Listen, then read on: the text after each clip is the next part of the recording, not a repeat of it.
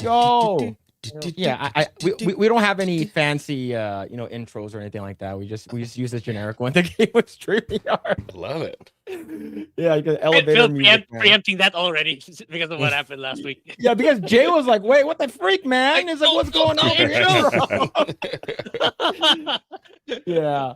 Yo, what's going on, everyone? Welcome back to another Project Eggroll. Yeah, today, if you guys don't know, we have, like I said last week, we're gonna have on Bro, Science, both Beardo Beardo and X-Wing are on. Hell yeah! All right, I don't have any of that. Is that smelling salts? Oh, yeah. Strongest in the world. All right, here we go. Yes, there it is. There it is. All right, so it's either like this stream has gotten a lot manlier. It's because like I'm pretty effeminate, and then Grae typically balances me out. So now we have we got an three overload masculine, of testosterone. Yeah, three masculine dudes, and then one Buddha lover enjoyer hanging out. But thank you guys, really appreciate it. How the hell are you guys, man? What's going on? X-Wing, you can go first. Yeah, you want me to go first? Whoever. How do you think I am, man? I have a toddler, bro. I'm losing it, bro, every day. No, things are going good. You know what I did today? You want to hear how fun married life is? I went to Home Depot and bought plants. That's fun. I actually like going to Home Depot. As a kid, I hated it. You're not supposed to admit that, bro. I had an awesome time. You're not supposed to admit that, though. It's so fun. I love going to Home Depot now. I wanted to go. I want to go golfing though. Oh yeah. You guys go golfing like every week? Oh, I wish we did. Like once a month. Yeah. Once a month. That's pretty good. Once a month we go golfing because summer's coming, and I'm not trying to golf in Florida during the summer. How's your what's your drive?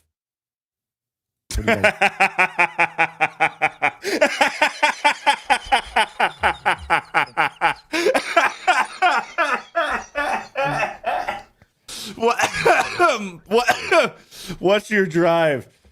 Woo! Usually in the bag. Yeah, in the water. Yeah.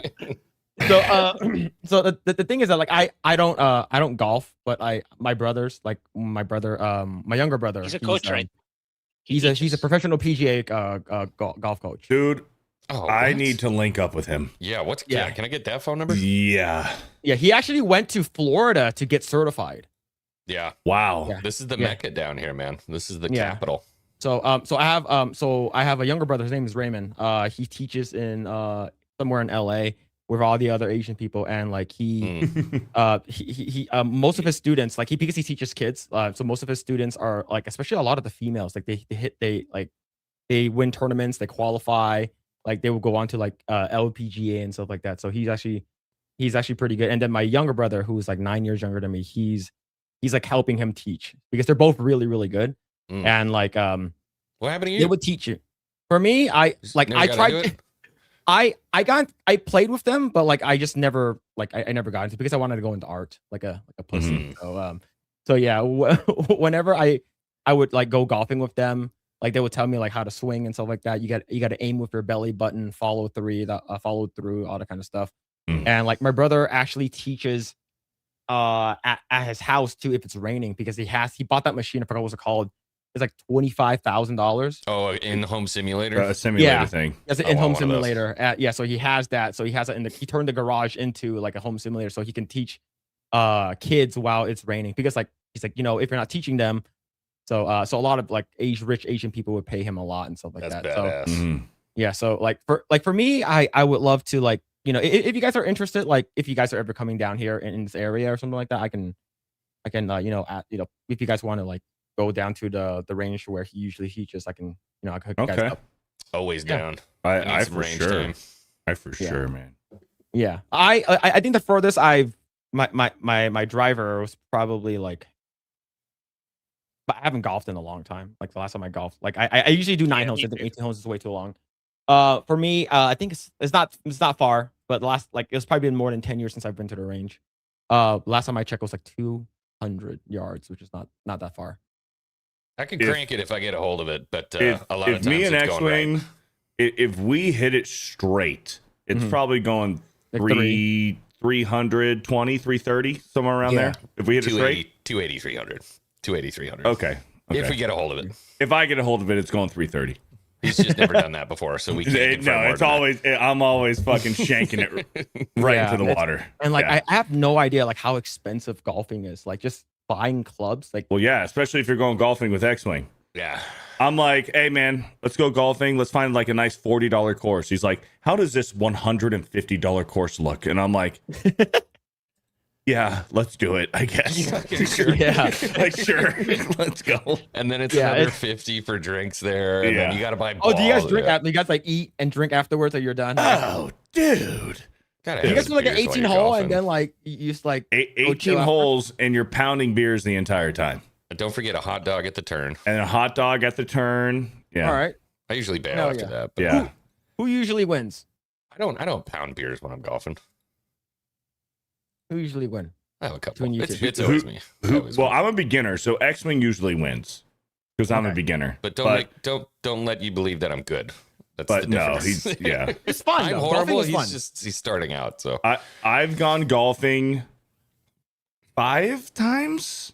Okay. 5 times, and I think 2 out of the 5 times I played decent. I played decent 2 out of the 5 times. The other 3 times I was pure booty cheeks. Yeah.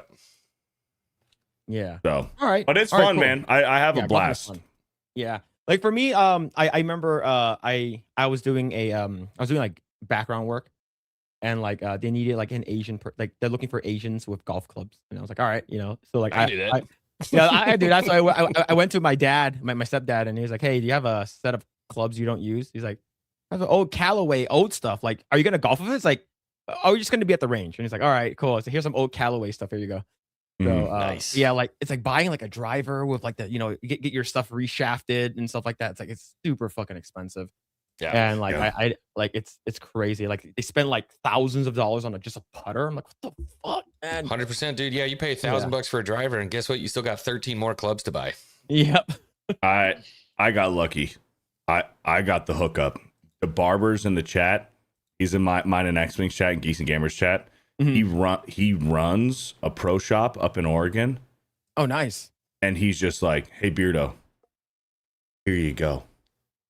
And sent me probably a complete golf bag X-Wing. It's probably worth like $5,000. A complete set. Nice. Yeah, it's a complete set. I don't know about $5,000, but it's nice. They're Cobras. No, I'm talking like the driver, the Scotty Cameron putter, the bag, everything, the Cobras. Like it's probably worth like altogether. If someone were to say, "Hey, I want to buy that complete bag right now, no questions asked," probably about $5,000, I would say, all put together. Nice. Oh yeah, man. And he's just like, "Here you go." Yeah, like if I would love to go golfing, just like just have fun and just like, hey, like just go out. It's a good time. Are you coming to MegaCon? 70... No, I'm not. Dang it. I was gonna say come golf. Okay, so I have a legit reason. Not okay. So you're pregnant? Not that legit. Okay. Okay. Oh, dang. So I was so happy for you. My in-laws are like they're pretty old. So like one of them is 76 and the other one's 80. So they're at the time where they're about an hour away and we can't really drive to go. Like if there's any emergency, it's too far away. Mm-hmm. So we're basically trying to get a house in Vegas. Oh, yeah. So get the fuck out of California and then move to Vegas because all her relatives are all living in Vegas right now. Like her brother's in Vegas. So for whatever reason, like if we were to need to leave or some shit like that, like we can, like her brother is right there. So and also plus like it'll also help out with if we're gonna either rent out our current place or just sell it, and it's just of course. We can get the fuck out of California. So we're gonna live together, and I think that. And the cool thing is with the in-laws. Yeah, so we need a house big enough for the in-laws. So because if I did go to MegaCon, like I checked the flights and hotel rooms are not that expensive, but the flights is like about like $1,200, $1,300 last time I checked. Eesh. And I want to go to MegaCon, and I want to go to all the theme parks, like at least for Epic Universe, right? So that's gonna be pretty expensive. And my wife said that she originally wanted to go with me, so that would have been like maybe a $5,000 to $6,000 trip. Yeah, ain't cheap. Yeah. So I'm like, and we're trying to like get enough money for a down payment and stuff, and I'm not doing no like FHA like first time home buyers and put on like fucking like 4% or like 2% down, and I'm not doing that Trump thing where you're mortgaging a 50-year house. So 50? I didn't hear about that. What? Yeah, he's trying to do this thing where he can let younger people buy houses. So it's a 50-year now. Oh yeah, to try to stop all the corporations from buying out houses and making them renters. Yeah. Like I do. Yeah, someone said Roger. He's like, sell. Yeah, I do want to sell because like my wife bought this house that we're living in during the crash. Oh, 2008. Like, yeah, 2000. Yeah, bought it in 2008, 2009. So like this is before I met her, and then this house is like quintupled in price. So if we were to sell this house, we can just straight up just buy the other house right away in Vegas. But my wife's like, but I want to rent because it's fuck. It's just, I don't want to deal with that shit. But I don't want to fucking rent. But I get it. Like just in case we need to come back to California, we have a house. Like, I get it. I get it. So, but yeah. So I won't be able to go to MegaCon. Damn. I did want to go. I did want to go though. Yeah, good reason. Yeah. You were kind of sure last year that you were gonna go, but yeah. Yeah, I was like, yeah, I'm gonna go. And then I'm just like yeah, we're gonna have being responsible. Yeah, but yeah, it is what it is though. But if you guys typically when you guys do like Vegas, like there's not enough time to go golfing, and Beardo's gonna hit up the casino, so it's just there's no time. I'll hit the casino and lose a lot of money. Yeah. Yeah. I want to play that one on the strip. I don't remember what it's called. It's at the Wynn. Yeah, it's expensive. Yeah. Or we can just go to Top Golf and just Top Golf at the MGM. That's fun. Yeah, that's fun. Yeah, we can mess do with that. Golf. Yeah. Yeah, was a good time. So the crazy thing is, right before we went on, you guys said that something's going on with Mark Ruffalo. So yeah. Beardo or like X-Wing, I have no idea what the hell. Yeah, I had was no about. idea. I'm just hearing about this for the first time. All right, Beardo. So what's going on right now? Do you know? Let me see if I have a bookmark. I don't have a bookmark, but allegedly it's all over Twitter right now that Mark Ruffalo, Disney is upset with Mark Ruffalo over his comments at the Golden Globes a few weeks ago about him calling Trump a whole bunch of buzzwords. And rumor is that Disney might have fired Mark Ruffalo and might be in a scramble to try to reshoot some stuff for Avengers Doomsday and maybe try to take Hulk out of the movie entirely. I don't know, but it's not good. But what Mark Ruffalo said about Trump at the Golden Globes on the red carpet was serious. Yeah, that very was serious. Wild, bro. Like, I don't know if he had just a few too many and was just like, I think he's just retarded. Or that. Yeah. I think he's just retarded. For a while now. Yeah. So, but rumor is that he's out. I don't know. This is just what I've seen. This is like in the last hour. I'm just crushed. So we have this one. So we get this Marvel Mania has about 1.1 impressions, only 16,000 likes. But rumor says that Mark Ruffalo reportedly fired by Disney. So I guess and it's not just this one. There's a bunch of them are saying that he's been fired. He's gone, and now that we want another Hulk to come back. But yeah, a lot of people say that he's an idiot for saying like he has like insane TDS for a while now.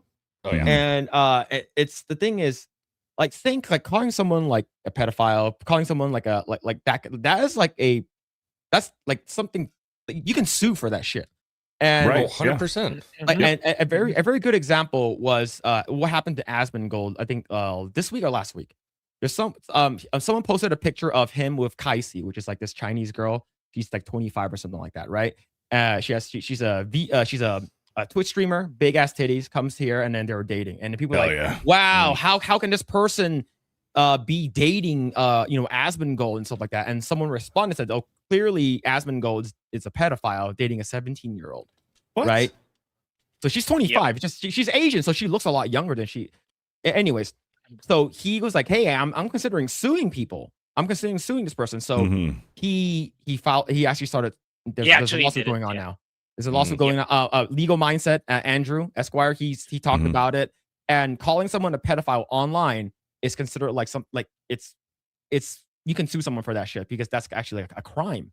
Damn. So him saying that on stage, and Mark Ruffalo is calling Trump out for that. He called him a grapist. He called him a PDF file. Mm-hmm. Yep. That's crazy. Like, so in my opinion, I think that they should have fired this guy a long time ago and got another Hulk. Like, I know that people are gonna have nostalgia goggles with Mark Ruffalo finally, Disney finally having a good Hulk, right? But Ed Norton, in my opinion, was way better, and we haven't gotten a really good Hulk. And plus, you have Incredible Hulk still tied up with like Universal, right? So you can't really do like if they're getting rid of him, it's like that's a huge CGI they just completely get rid of. But what are your thoughts on this, X-Wing? I never liked Mark Ruffalo's Hulk. I should take that back. In the first 2 movies, I liked it. And then as soon as they switched it up to like Smart Hulk, Mark Ruffalo is as Banner, like it worked for a little bit, but then he just got smug and they did Smart Hulk and all this other crap. I missed Norton's very nerdy, very meek portrayal of Banner, and then the absolute gigantor that was the Hulk in that movie. Because if you remember, like, he'd get more angry, and that dude's like steps out and he's like 18 feet tall. You're like, yeah, fuck. He's just like he's huge Hulk. So I hope this happens, and I know they won't bring Norton back. It would be awesome if they did, though. It fits in with their whole like multiverse crap that they've been doing anyway. So actually. What about you, Beardo? How do you feel about this? I'm with X-Wing. Well, Mark Ruffalo, to me, going from Edward Norton to Ruffalo, like his Bruce Banner never felt like super smart. Like Bruce Banner is one of the smartest characters in Marvel Comics. So they've been trying to convince us that Mark Ruffalo is a super genius. And I never bought it. I was never bought in. Like, okay, the Hulk, whatever, just like you just put Mark Ruffalo's likeness on the Hulk, whatever. I can get into that. I don't care. But him as Bruce Banner, I never bought it. I'm like, this dude isn't a fucking genius.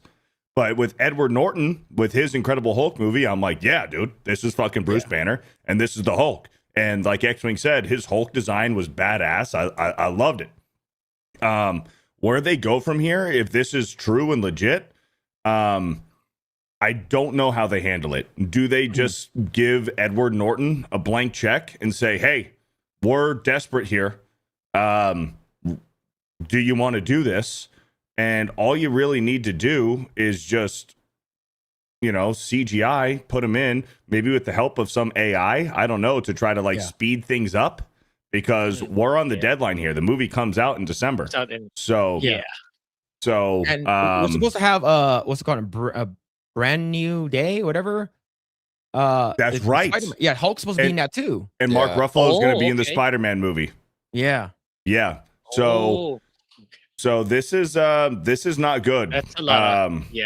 That's like this wrapped is not ready good to go, though, isn't it? Brand new day is like done, right? I think they're close. So I think the only way, I think whatever he's in, he's going to be in.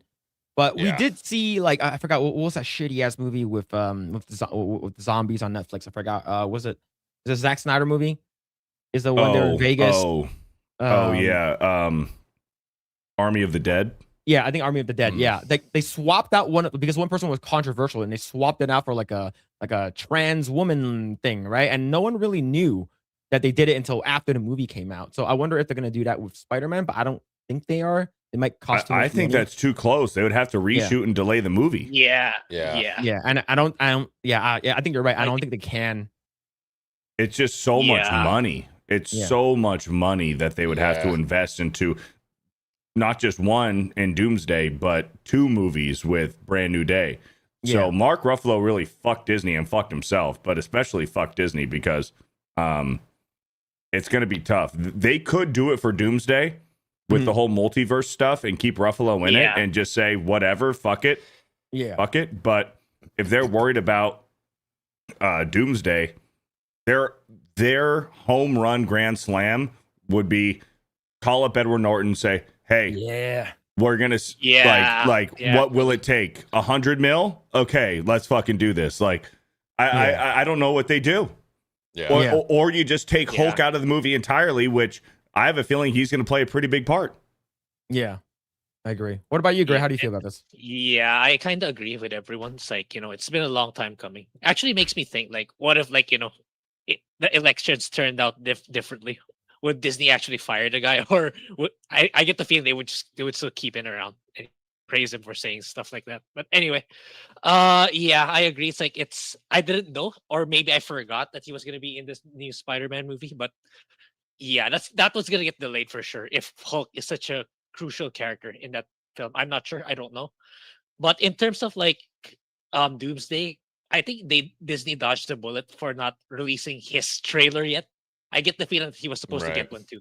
Kind of like Chris Evans. The Hulk will return in Doomsday. Yeah. So I wouldn't be surprised that one's gonna get delayed, or that one's gonna get closer to release when they recasted Hulk. But yeah, it's gonna cost a lot of money for sure. But in terms of, I think if Disney wants to save money on the already expensive production of Doomsday, they'll just remove the character entirely. Yeah, I agree with that. Well, so other than that, Grae, and not to interrupt you, but here's another option that they can go with Doomsday. They kill that version of the Hulk. Yeah. They kill him. And they just recast him. Multiverse, boom. Here's a new actor playing Hulk. If they have the time to do that, but like we're in crunch time mode. Yeah. Yeah, it's such a scapegoat too. That's so crazy. Yeah, that this is like we're using like the multiverse to recast characters now. Good one. I can see them doing it, but like it's just yeah. Well, I hope that's what they're gonna do with Kang. I just want them to do it and say nothing. Yes, that should be Mark Ruffalo's legacy. Is they just recast him and say nothing. They don't spend any money on it. They don't do anything. It's just like boom. Don't even say anything yet. New Hulk, new Bruce Banner. Yep. Don't even mention it. He finds out when the trailer comes. I was like, what? Yeah, they give him the freaking Carano treatment. But that's what they're going to do with that's what they're going to do with Kang, with Jonathan Majors Kang. Yeah. I have a feeling that they're going to kill off Kang in the first 5 minutes of the movie. Dr. Doom is going to kill all of the Kangs. Yeah. Just kill them all. That'd be cool. That's what I think they're going to do to get around that. For that case, though, will they still cast the guy's death scene, or will it just be purely CGI? It'll be CGI. They won't even show his face. It'll just be the blue face with the purple helmet with and it'll probably be from like a distance. And they'll, they don't even need Jonathan Majors to do it. It'll just be Kang, and they'll just kill him. Yeah, we was Kangs and shit, right? Right. Get him out.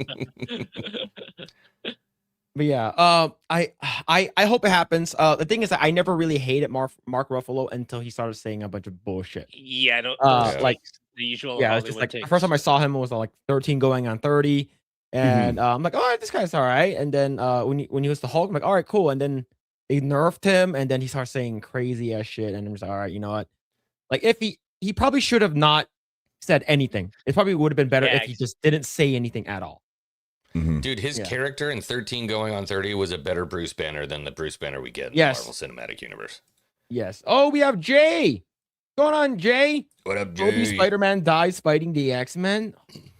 I've heard that too. There's a lot of rumors. We can get into it. There's a lot of rumors. Yeah, I only heard a couple, but really? I'm not ready. I don't ever want Toby Spider-Man to die, dude. Oh, he's my favorite. Yeah, me too. So allegedly, one of the opening scenes of the movie is the X-Men are in Tobey Maguire's universe, and the X-Men are fighting Tobey Maguire teamed up with Doc Ock. Doc Ock and Spider-Man are teamed up, partners, fighting against the X-Men, and the X-Men kill both of them. Because their world is dying, the X-Men world is dying or whatever, and they need to kill them to make their Earth survive or whatever. Okay, so here's the thing. This rumor is probably true. And also, the Sentinels are working with the X-Men fighting against Spider-Man and Doc Ock. I don't like that at all. Okay, so That- the reason why, and Grae knows this. The reason why, this is probably true is because during a certain event, some certain person that some people know, or of what I've heard of, You can't say. I don't know this guy's name, but I was there after this event. So was the people that were talking about it on FNT. A lot of them were there. Hmm. I knew about Henry Cavill being in Deadpool Wolverine 6 months before it came out. Mm-hmm. So this person is like, said the same thing. if it's from the same source, it's accurate. Oh man. So you heard this. So the thing is that I haven't heard of this thing. So if this was dropped during FNT, it's it was on a Gary video. It was on a Gary video. Then it's probably the same guy. The same guy I'm talking about. It's because I remember because Anna, that Star Wars girl, heard it, she screamed her head off because she's a big Cavill fan. So it's about Cavill. Yeah, so the whole Cavill. So if this is the same guy that Gary's talking about, Gary got it from, it's 100% accurate. Mm-hmm. So, which I don't want. Yeah. Fuck. Because I thought Toby was going to play a more significant role in Secret Wars and in this movie. Well, we do know that Secret Wars, we're going to have symbiote Tom Holland. Well, we should. If it aligns with the comics, then we should get symbiote suit Tom Holland. But the Tom Holland isn't supposed to be in Doomsday at all. Yeah. Because of his scheduling conflict with filming Odyssey, he wasn't able to film for Doomsday. That's why I thought that they were going to bring in Toby to fill in that Spider-Man role. Yeah. Yeah, so Cavill being in Deadpool was all over the place, though. It was, the thing is, I heard it back in October of the year prior to the movie being released. So we all knew that Cavill was going to be in that movie, but it was what character is he going to play? Because there was even rumors about him playing a Magneto. He was going to be Magneto, or he was going to be somebody else. Or is he going to be a Wolverine variant? We all kind of knew that Cavill was going to be in there, but what character is he going to play? Yeah. Oh man. Well, allegedly, Toby, Doc Ock teamed up versus the X-Men, and Toby and Doc Ock both die in the very beginning of Doomsday, allegedly. Well, we do know that a lot of people are going to die in this movie. A lot of people are going to die. I didn't think Toby was going to die. I think they're going to kill a lot of people. A lot of the new MCU projects that aren't doing well, I think Shang-Chi, I think he's going to die. Please get rid of that chick. Please get him out. Fucking get him out. I think Shang-Chi's going to die. I think the Marvel chicks, Monica Rambeau and maybe even Brie Larson, I think they might die. There's going to be a few of these failed Marvel projects where they're going to kill off the characters. Moon Knight, they might kill off Moon Knight too. Interesting. It's like a great reset. Well, they did say that in Secret Wars it's supposed to be like a big reset. Good. Right? Yeah. They should have done that after Endgame. Yeah, I agree. They should have taken a 10-year break after Endgame. Don't do anything and restart it all over again with Spider-Man, Fantastic Four, and your new X-Men, all the properties that you bought from Fox after Endgame. Yeah. Don't do anything for several years and just restart it up again with the new characters that you just acquired. Ooh, Ironheart. Yeah. Can we get rid of that one too while we're at it? Everyone that sucked. Yeah, all the characters from the Disney TV shows, just kill them all off. Yeah. We'll finally get to see Echo die on screen. No one gives no one cares, dude. Yeah. Oh man. Well, that movie's gonna make a crap ton of money. We all know that. So we're gonna be watching it, and I think when it comes to Marvel, it's not too late for them to course correct, unlike Star Wars. But X-Wing is so mad. I don't even want to talk about Star Wars ever again. So I asked Drunk 3PO this. Of course, I asked both of you guys this. Are you guys excited with Fate of the Old Republic? The new KOTOR sequel? Here's the thing, dude. One, no. 2, maybe. It better be character creation. That's all I'll say. It better. Is that be the one a with the character trailer with the creator. chick? Yeah. Yeah. So as long as it's character creation, I'm gonna play it. If they force you to be a chick, I'm done. I'm over it. And a lot of people have brought up, oh, maybe it's, you know what? I don't even want to talk about it. I don't even want to talk about it. We'll see how it goes. I may even just wait until like I see some clips of some people playing it to make my decision. But like, bro, my heart has been broken so many times by Star Wars. I'm just over it, bro. Yeah. Well, here's the thing. Like the reason why, like Star Wars, Lucasfilm, like Indiana Jones, the reason why your new project started was because of how bad entertainment was, and that is a very good segue. Let's go and talk about Daughter's Revenge a little bit. So I have this up right here. Last time I checked, it crossed 1207 books sold. That's freaking awesome, man. X-Wing, you want to? We're at 1212 now. Actually. 1212. All right. Yeah, we're at 1212. Yeah, so That's if anybody awesome. hasn't heard of this yet, this is a project that Drunk 3PO and I have been working on for probably the past year and a half, 2 years. This was a very large mountain to climb for sure. It's a 140-page graphic novel that was inspired by, believe it or not, Kathleen Kennedy. You wouldn't believe it, but Jay went and saw the newest of the Indiana Jones, whatever it was called, the Dial of Destiny. And was thoroughly disgusted, gave me a call when he got out of the theater and was like, dude, we should just do our own thing. We should just do our own thing. We're clearly not going to get it from anybody else. Let's do our own thing. So we started workshopping this really awesome character, this guy who's a Navy man who kind of struggles with his faith and everything he has to do in this time on the earth when it's violent, bro. It's super, super violent. So this is kind of his story. This is setting up everything for hopefully a trilogy. If we can get everybody to support these books. It's been an awesome campaign so far. A bunch of people, believe it or not, actually got this tattooed on their body. They got our Jolly Roger tattooed on their body. Oh, no way. So yeah, the amount of support has been absolutely overwhelming. But it's a great project. I love it because this story doesn't try to be anything it's not. It doesn't try to be too cool for its own britches. So I hope people check it out. And if you like Pirates, it's a win. If you like Indiana Jones, it's a win. If you like Assassin's Creed, it's a win. It's just all those good stories that we loved when they were at their core, at their best. And it's not for kids. I mean, you could give it to your kid if you want. Everything's for kids, I guess. No, it is definitely more leaning towards the adult audience for sure. Okay. It's PG-13. It's a little more than that. Rated M. Oh, Yeah, there's no sorry Phil, no nudity. But we sorry, we do not shy away from the violence and the brutality of this time for sure. All right, let's go and watch this. Watch this trailer.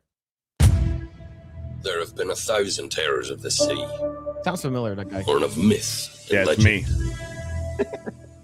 But there's never been anything quite as dangerous as that man right there.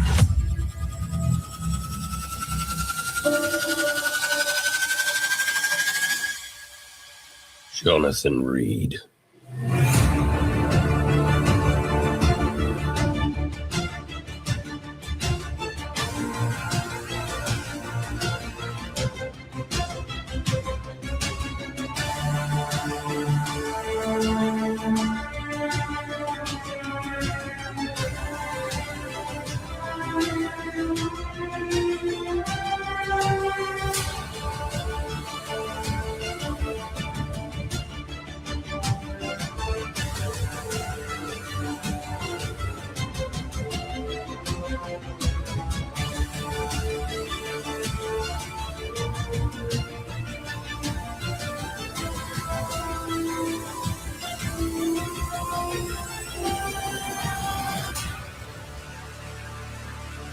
Hell yeah. That's awesome. Love it. I love that artwork so much, man. Eric Hodson, our artist, was just an absolute blessing to this project. And he, the way that he went through and did the artwork for this is so awesome because he went back to not just the golden age of comics, but the golden age of pirate comics. and really tried to do this as like brush strokes. So the black and white artwork is absolutely gorgeous, and it's also shaped like a Golden Age comic. So it's the dimensions for a Golden Age comic. It's drawn like a Golden Age comic, and we decided it was pretty enough in the black and white. Jay and I were very, very adamant that we get a black and white copy out as well, along with the color copies. So I hope everybody gets a color and a black and white, because the beauty of the artwork in that black and white is just, you can appreciate it by itself for sure. Better yet, get the I Want It All package. Yeah. So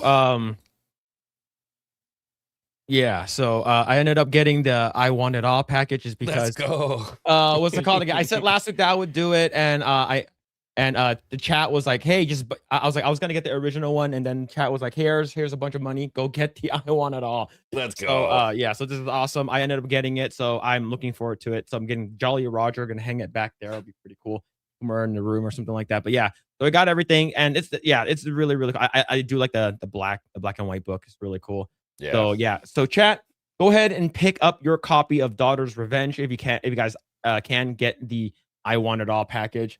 It is in the pinned in the comments and also in the description down below. And the mods have been dropping the links. Thank you so much to the mods. But yeah, man, this is awesome, dude. I can't wait for the book to come out. And I did talk to Jay last week, and he said that he didn't get a sword. Oh. That's shenanigans, bro. I Yeah, forged a whole extra sword. I asked him, hey Jay, did X1 give you a sword? He's like, nah, man, those got it too fast. Those went by too fast. So he did get a sword. Yeah. Did Beardo get a sword? No. I'm not cool enough. I'm not in the club. Dude, Beardo didn't go 50-50 with me on this project, man. This is awesome though, man. I can't wait to see it, man. This is gonna be really, really cool. Yeah, we're excited for people to get it in their hands and talk about it, and we hope they love it, and we can keep the story going. That's the big hope. Hell yeah. All right. See, I think I saw something earlier. So I think this one will be totally up Beardo's alley. So Okay. so I heard that there's gonna be a new Resident Evil thing coming out. I heard last year, but like now it's sort of like confirmed, and I'm pretty In sure like you know a much. month. Yeah, right. So no, this Yeah. one right here. This is Zach Krieger's Resident Evil Oh. reshoots an origin story of the game. Oh, a Oh, movie. this is a movie. Yeah, This It's is a a movie, movie. yeah. So Okay. so of course, like on the cusp of we have about less than a month. Resident Evil Requiem nine. RE9 is going to be coming out, Yep. and that game looks really good. I am actually super excited to play that. But the one main factor about this is they said that they might, to sort of counteract the seriousness and the scariness of the horror elements, they're thinking about making a little bit comedic. So I want to see what you thought about that.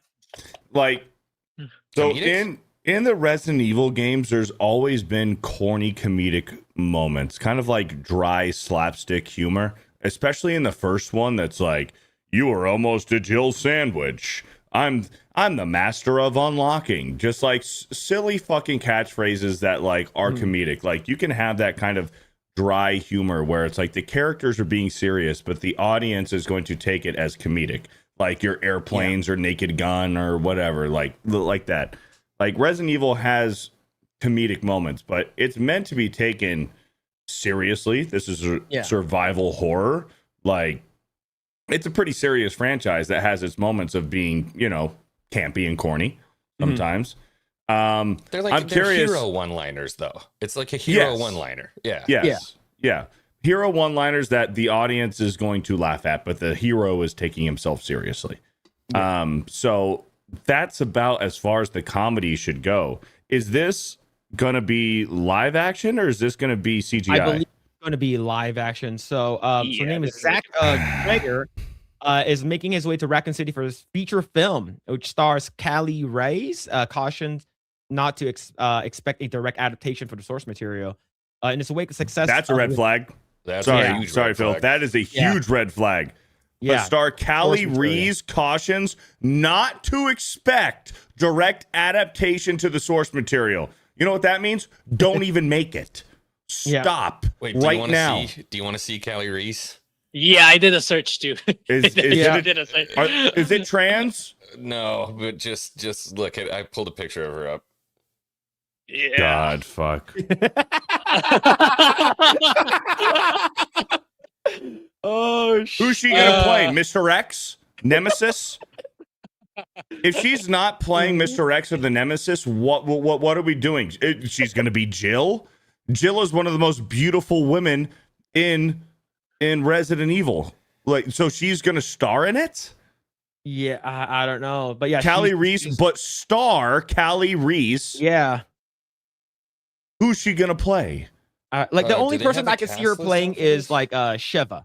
If we're gonna do RE5. Sheva, you can do Sheva, Yeah, but Sheva's hot. yeah, Yeah, she is. yeah. Callie Reese is not. Yeah, And we so- already like so you go back to the Mila Djokovic movies, like so I believe her character's name was Grace, an original character made for the movies.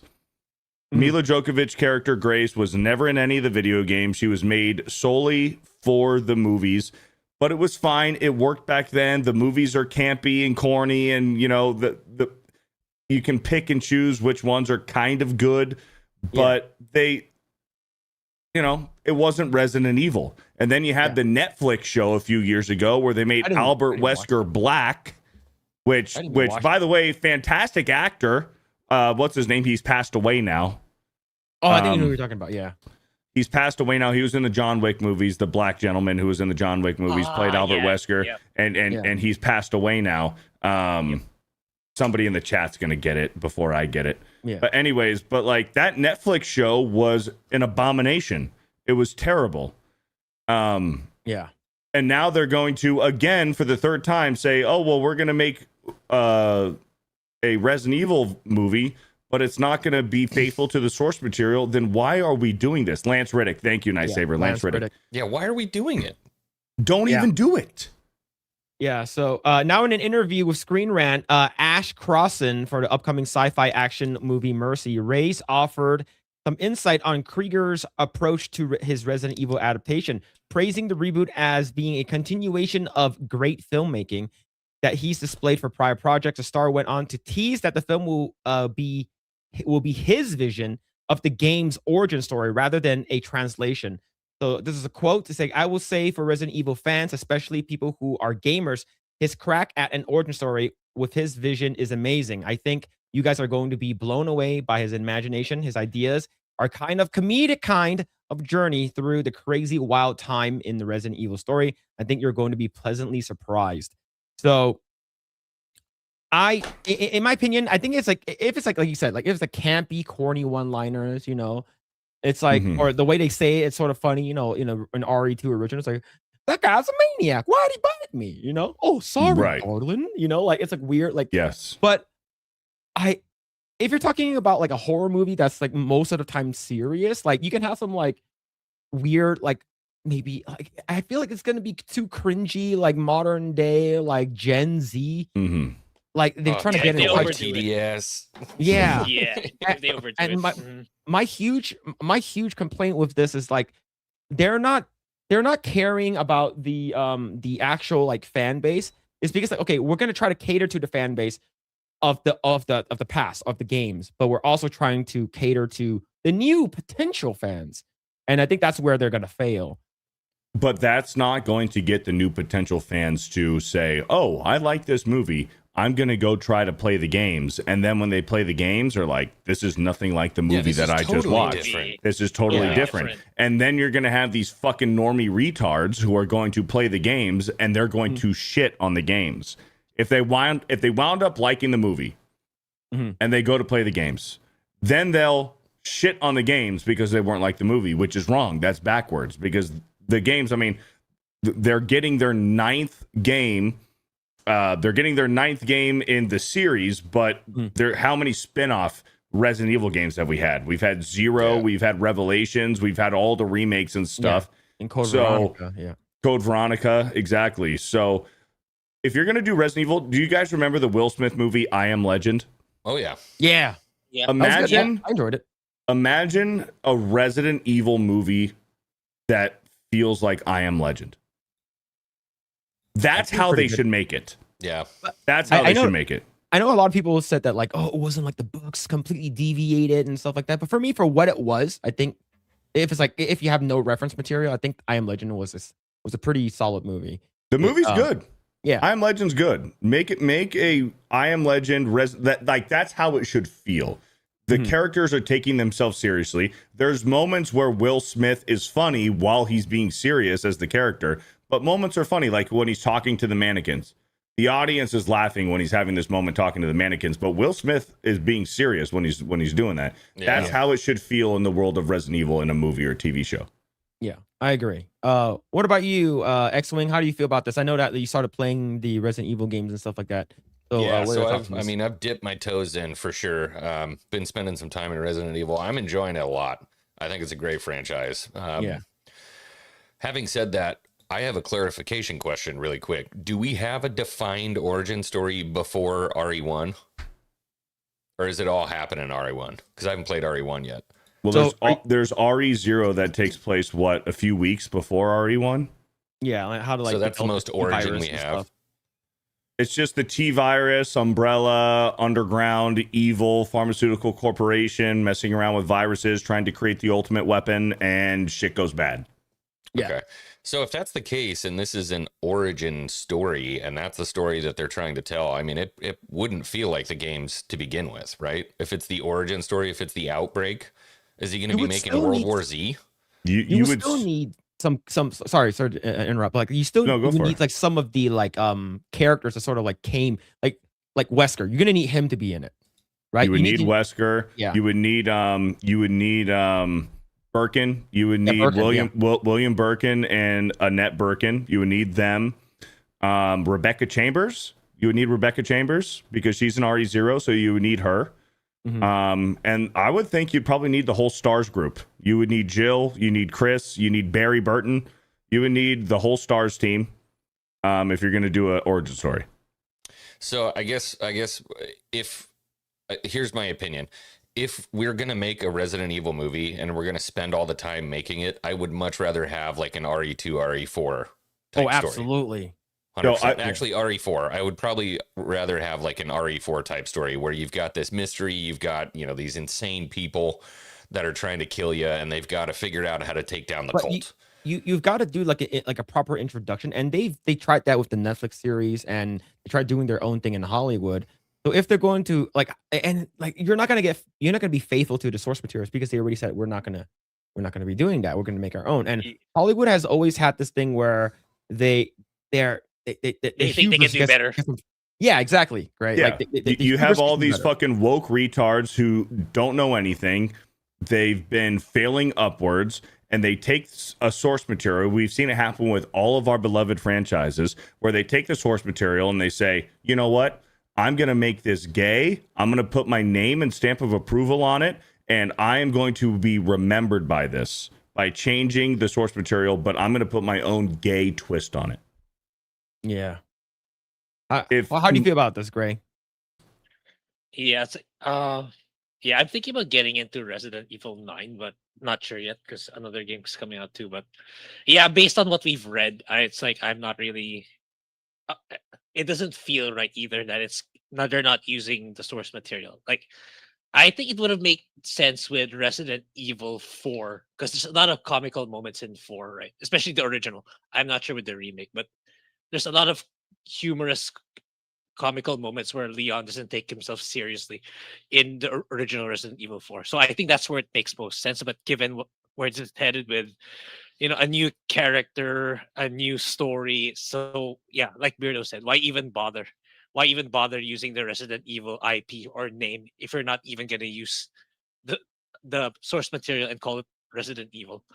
So yeah, like unless they show trails that's actually good, they show a lot of things that represents Resident Evil, then as of now, I'm not feeling it either.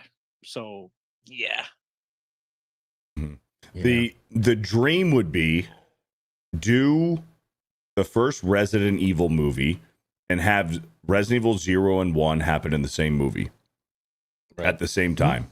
Do like the first 30 minutes of Resident Evil 0, and then you can have the last hour and a half be Resident Evil 1, And then in the second movie, you have Resident Evil 2 and Resident Evil 3 happening side by side with each other, parallel, but they never cross, because that's how the two games play. Resident Evil 2 and 3 are happening at the same time in Raccoon City, but the characters never cross each other's paths. But they're That's happening crazy. at the same time. Jill never like meets up with like Claire or Leon. So yeah, Jill and Carlos in 3 are doing their own thing in Raccoon City, while Claire and Leon are doing their thing in Raccoon City. But it's happening at the same fucking time, but their paths never cross. So that would be awesome, but that has to be the second movie. Yeah, because like in order for you to get 4, you need to establish 2. Like, because you're gonna need to see who the hell Leon is, right? Why is he such a badass, right? Yeah. Correct. He's a rookie cop, right? So And you can do that. We've seen several movies where we've had parallel stories being told that are happening in continuity with each other. Like, you can do that with a second Resident Evil movie, with having side-by-side stories happening at the same time. You can do it and do it well. But the first movie would have to be minimum RE1. But I think you need to put a little bit of RE0 in the very beginning of it, just to establish some just backstory. Even if it's flashbacks, you can do that too. Yeah, I think so. But what you're telling me right now, this don't even do it. Yeah. Yeah, man. Oh, we'll see. Let's see. Quagmire of the 2. Robert is his name of the leaker, whom is from FMT. I don't think it's Robert Meyer Burnett. I don't think I don't think it's RMB, because the guy that told me about told us about the Cavill stuff he's not. That's not the guy. Not Robert. Yeah, not Robert Meyer Burnett. Bohica of the 199. Y'all discussing this when He-Man has pronouns? Yep. I saw that. Yeah. Yeah, but thank you. I heard a for good the take on the last stream that I was on, and I would so much rather think this way, but I just don't, because I don't trust Hollywood at all. Is that they're poking fun at it, that it's finally not gospel in Hollywood for pronouns, and they can poke fun at it, that they're trying to do a he, him, he, man joke in there somewhere. That's what I've heard. That's but it might be, there might be a little bit of cope with that, but that's what I've heard from fans that are saying, oh, it's not taking itself seriously, it's a he-man joke, it's satire. I think there's some cope I there, think there's a little bit of cope there. I do, but you never know. Yeah, Bohica with another 199 hashtag Beardo for Batman. Thank you, Bohica. Shout out. Yo, thank you for the 199. Appreciate it, man. But yeah, now I do want to talk about the whole Batman situation with the that lady that was if we're gonna do this, I'm gonna need another beer, because I'm gonna fucking go on a rant. All right, yeah, I'm gonna go on a rant. Go grab it. I'll pull up the article. Get me up to speed here. What's going on? Yeah, me too. Okay, so while Beardo go gets his beer, I'll go ahead and pull up this. Her name is Christina Hodson. I don't think no relation to Eric Hodson. No, good. But she has been basically put in charge of the writing for the new Batman DCU movie, basically based off of Brave and the Bold. And you guys are wondering, like, why is this such a bad decision, right? So once Beardo gets back, we'll definitely talk more about it. But I'll go and bring it up here. Okay. She wrote The Flash and Birds of Prey.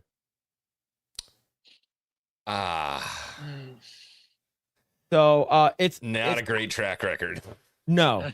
So this is Christina Hodson. This is the new Batman writer for the new Brave and the Bold. It's going to be part of the whole greater DCU. And it's only, like, out of everywhere, the only people that will actually get a promotion is Hollywood by failing upwards, right? The Flash was a terrible movie. It was awful. A couple of parts that were like decent, but overall movie was shitty. I think the best part of the movie was probably, and it will be, Michael Keaton, and doesn't waste opportunity. Another one was Birds of Prey, and I didn't watch that movie at all. I heard the movie was garbage, and I heard it's insanely woke, and rightfully so. And those two movies are really, really bad. And we do remember that James Gunn was asked, "What's your favorite, comic book movies?" Like, and he said one of his favorites is The Flash. Yeah, I'm not surprised. So what are your thoughts on X-Wing? What are your thoughts on Christina Hodson being one of the writers for the new Batman? Well, I didn't like the Flash, first off, to begin with. I had heard from a lot of people after Birds of Prey came out. There were, I shouldn't say a lot. There were a few people who said, "Don't believe it. It's not as bad as you think. It's kind of fun. Just put it on and try to have fun with it." And I turned it off within the first 10 minutes, probably 15 minutes. I was done with it. So I don't know who she is, but not a great track record, dude. And when it comes in threes. So not high expectations, I guess. And it always sucks when you see a freight train coming and it's like they're spending money on this that we can't get that money back. You know what I mean? I want this project to be funded and run well. Now this is gonna. And so the person that's directing it, I believe, is the guy. I forgot his name already. He's a guy that's Andy Muschietti. Andy Muschietti, I believe. He had directed It Chapter 2. He also directed the Flash movie. Yeah, also the Flash movie, and he also this lady Christina Hodson for writing for the screenplay did Shut In, Unforgettable, Bumblebee, Birds of Prey, The Flash, and the thing is that they also did Batgirl, which is completed but that never came out. So Grae, before we get to Beardo's rant, Grae, what are your thoughts on this? Is this Confirmed. animated film or a live? This is live action. This is the part of James Gunn's universe. Oh, yeah, I'm not too hopeful given the track record too. And I think Batman has been done dirty a lot, especially also in the animated front. Like, do you guys remember Caped Crusader? And I don't know how I never watched it. I refused. Yeah, don't watch it. I don't know if that Aztec Batman animated film came out already. Do you guys remember that? It did, yeah. Oh, it already did? Okay. No one talked about it. Okay. I didn't watch that either. Yeah, so it's like, I don't know. We're here waiting out on good Batman stuff, but lately it's anything Batman is just terrible. Like, the most iconic one that I probably remember recent memories, him in Suicide Squad, the video game, how they did him dirty. Oh God. Yeah. So I don't know. It's like my faith in like good Batman content. It's like kind of like in an all-time low. Is this going to be Pattinson too? No, this is not bad. This is completely separate. Completely separate. Mm-hmm. Yeah. So Beardo, what are your thoughts on this, man? Buckle your seatbelts, boys, because this is gonna be one right here. Let me start off with, we can only hope that this is never going to see the light of day, because we have to get through Supergirl first. We're going to get Superman 2, Man of Tomorrow. We're going to get that before this Batman movie. We're also going to get the Green Lanterns TV show before this Batman movie. So that's 3 projects right now, 3 live action projects currently that will happen before this Batman Brave and the Bold. I don't think that we're going to see this movie. I think that James Gunn's run at DC Warner Brothers with the whole Netflix transition and transaction and everything, I think that things are going to change and shift. And that would be our best hope, that this never happens.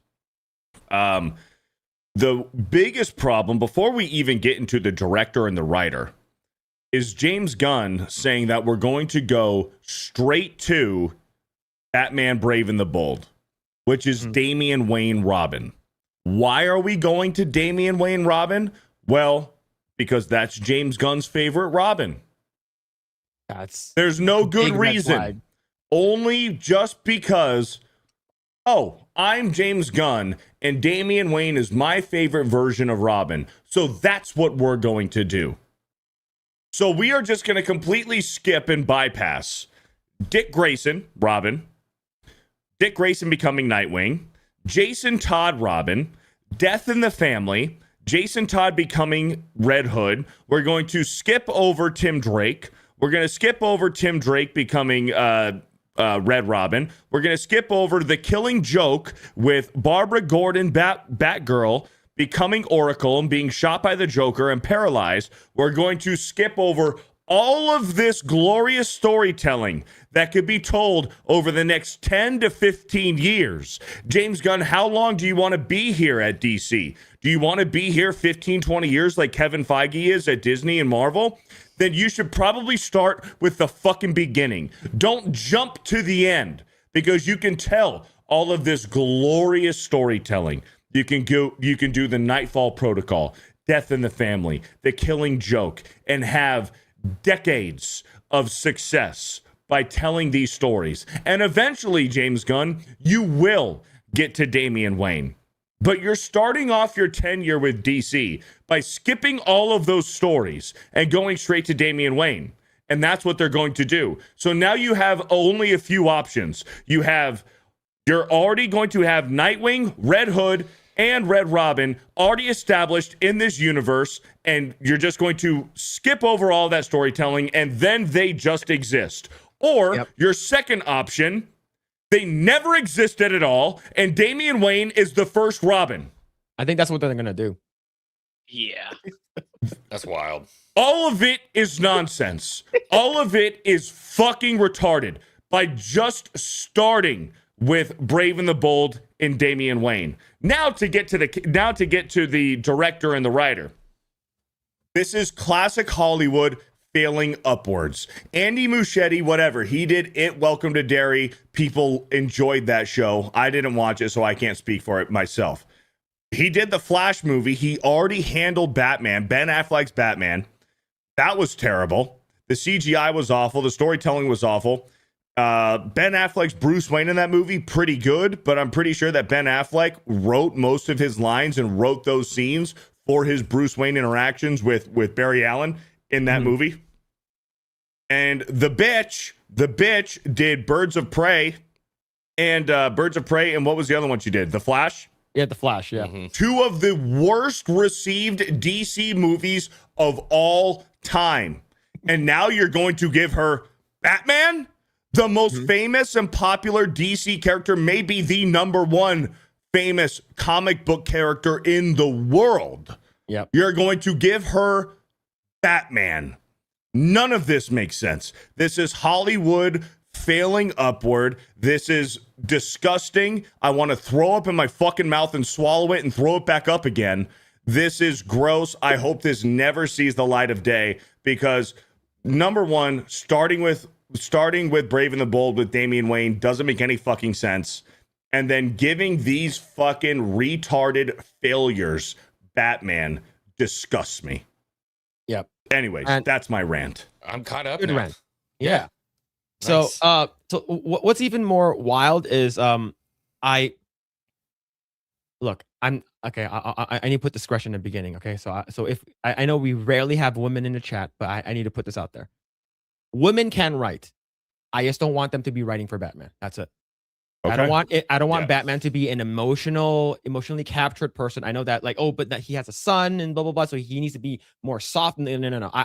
I want like Batman's manly as fuck. I want Batman to be written by a guy. Okay, it's because he's a detective. He needs to make quick judgments and stuff like that, like quick action, like decisions. That's what I want.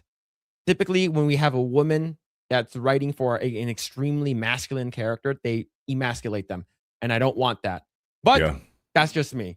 But the thing is, I'm not saying that a woman can't write. I'm saying that I just don't want a woman to be writing for Batman. Well, and then what's going to happen is Batman will be emasculated, and then you're going to take these side characters, which should be secondary or even lower than that characters like Vicky Vale or Barbara Gordon or whoever, and they're going to have the spotlight, just like Grae mentioned.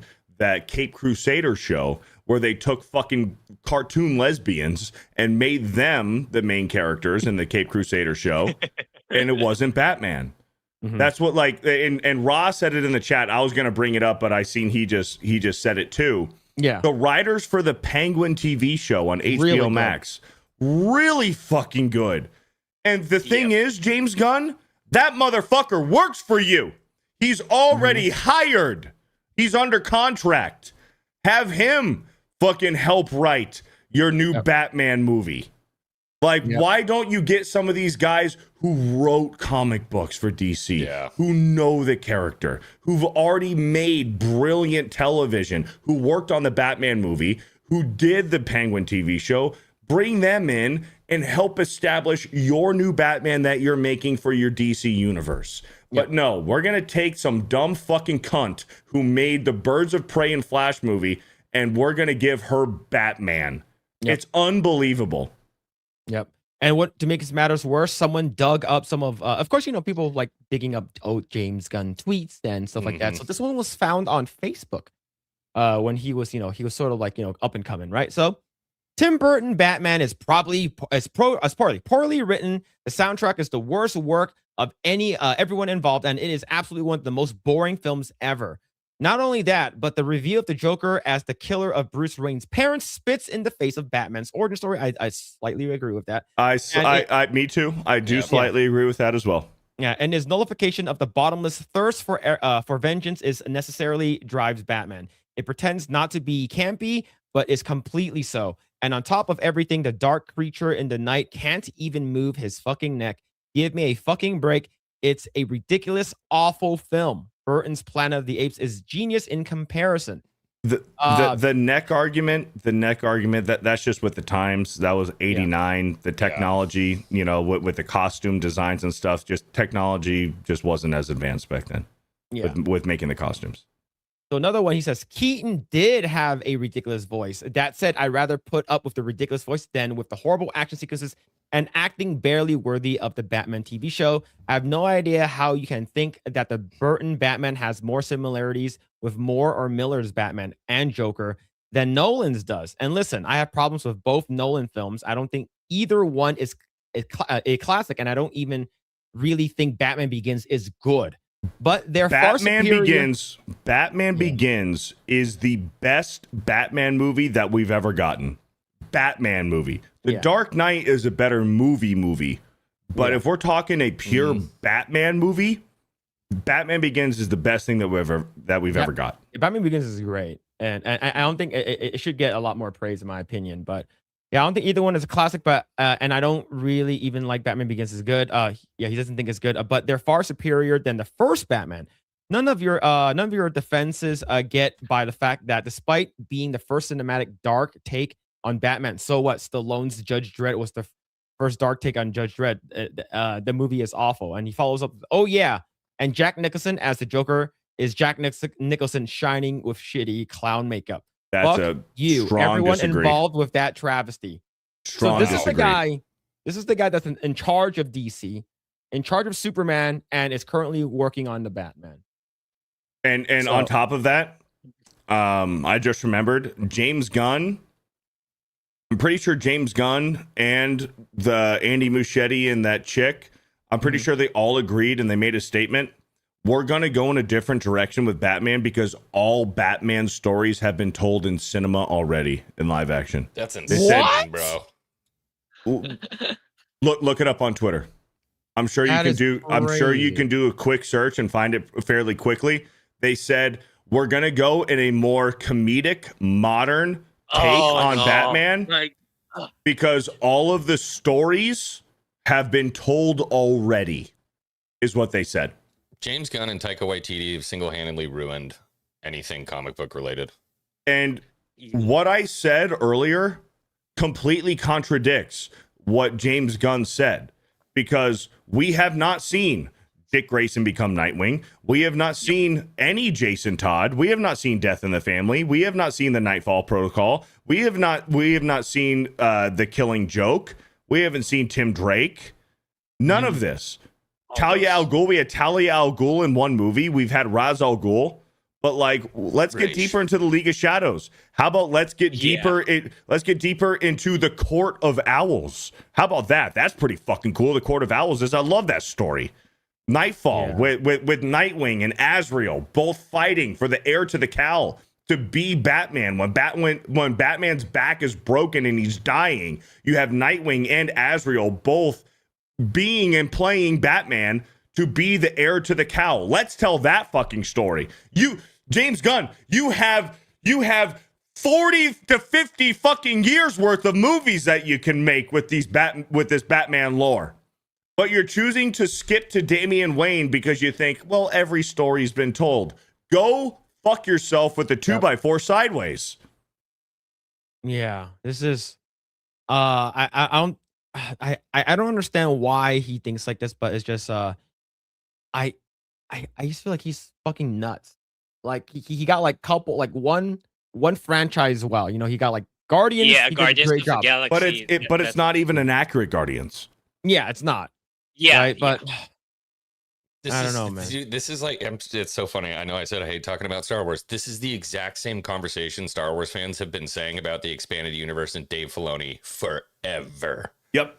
It's the exact same thing, dude. Yeah. Well, this movie is not going to come up for a couple of years. I hope that he changes his mind, but the fact that they already have a writer for it, I think yeah, things and are it's sort of, you know, James Gunn doing James Gunn comedy stuff. So I don't think he wants to shift from that ever since, as you said, Phil, ever since he got his strides in Guardians of the Galaxy. So he thinks he's just gonna apply the same thing to all the franchises, and That's what Supergirl's going to be, Grae. Yeah. Supergirl is going to be Guardians of the Galaxy, but Supergirl.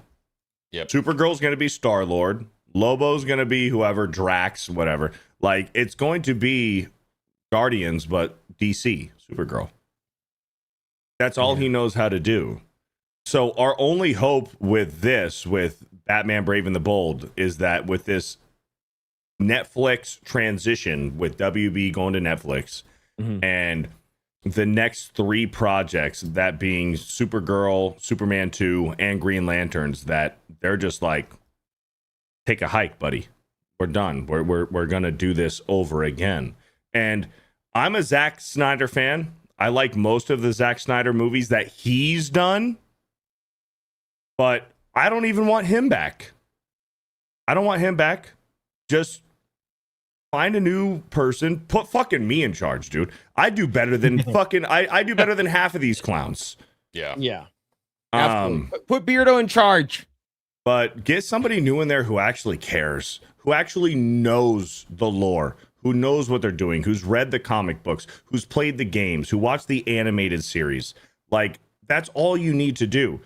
The Sam Raimi Spider-Man movies. Have you guys watched the 90s Spider-Man animated series? Oh, yeah. Yep. So the 90s Spider-Man animated series, you watch that, and then you go and watch the Sam Raimi movies. Sam Raimi pulled off and ripped some of the storylines straight from that cartoon. Yep. Straight from the cartoon. And it's like, oh shit. And you go back and watch the animated show and you're like, oh my gosh, Sam Raimi. But you're appreciating the source material of what came before you. You can put your own spin on it and make it great, but don't make it gay. We don't need fucking lesbians scissoring each other. We don't need female empowerment. We don't need to see our favorite legacy characters emasculated and taking a back seat like they did with the Kenobi TV show. Here you go, Obi-Wan Kenobi. Here's what happened with Obi-Wan in between episode 3 and episode 4. And then you're watching the damn series and it's the Reva show. It's not even Obi-Wan. And the Reva and Leia We don't need this. Put people in charge who care and who know what's happening. You want to hear something crazy? Sam Raimi revealed that he pitched a Batman movie years ago. Wow. I would have watched the crap out of it. While promoting his upcoming thriller Send Help, out in January 30th, starring Rachel McAdams and Dylan O'Brien, Raimi opened up about his love for Batman and Superman, plus failed pitches for The Shadow. He said that he's considered more superhero projects if they offered original stories true to the characters with real personal journeys. Fans quickly rallied online, urging DC Studios and co-CEO James Gunn to bring Raimi on board to the upcoming Brave and a Bold Batman film, which focuses on Bruce Wayne and his son Damian as Robin. Though Andy Muschietti is currently attached to directing the movie with no response from Gunn. So yeah, the fact that you brought that up, I was like, funny. That is crazy. That's funny. You can't make that shit up. You can't make this shit up. This is the first time that I'm hearing about this and seeing this. That's funny. Yeah, I think a few years ago, 5-10 years ago, Dylan O'Brien could have been a good Robin. It says Dylan O'Brien. I don't know if he was thinking about Batman. I don't think Dylan O'Brien. Yeah, I don't think that works at all. But he could have been a Dick Grayson for sure. Rachel McAdams. I don't know. Barbara Gordon. Maybe. I don't know. But Sam Raimi, what's so cool about like what Sam Raimi does, because he's a horror guy down to his core, and we've seen that in some of his Spider-Man movies, like with some like horror elements and stuff. That's Batman. Like we've seen it in Batman Begins when the fear toxin's going off on Arkham Island, and he's gliding above, and you see the people, and it's just like a figure with glowing red eyes. Like that's how people like Batman is supposed to be a myth. So when some of these thugs are, doing their shit and they run into Batman, they're going to like be shocked, hallucinating, fucking going crazy, hyperventilating, and looking at Batman, they're going to see this fucking mythological fucking creature, like a cryptid almost. Mm-hmm. Like that's how Batman. I would love to see Batman portrayed like that in live action again. They did it a little bit in Batman Begins, but I think that Sam Raimi would nail that aspect of Batman. Yeah. Oh yeah, like it would be cool, like because when you're doing like Clayface is coming out, like I think like Sam Raimi would have been really good with Clayface. Like it would have been really really cool. But oh man, well the fact that it's just crazy where I'm like I was looking up Sam Raimi and then I'm just like I did see Batman with Sam Raimi. What the hell is this? And then I was just like, with the Bureau know about that's crazy. This? Like, I didn't. This is the first time I'm hearing about it genuinely. Oh man, wild. Oh, but yeah, I to be honest, like ever since I heard that, I know a lot of people on the internet said that like, oh, you got to give her a chance. The writer isn't the director, but like, what the fuck is the director is going to be directing about, right? The writing. Yeah, so it has a lot. Like the writing is very very important. Like the Batman could look really cool, and plus like James Gunn said that one of his biggest like his biggest costume for Batman, like the one he likes the most, is the blue one. The blue and gray one, like the classic. If you can do it right, I'm okay with that. If you can do the classic, if you can do the classic blue and gray right, I'm cool with that. But you got to make it work, because in live action, it's gonna, we've seen what Adam West looked like in the '60s, and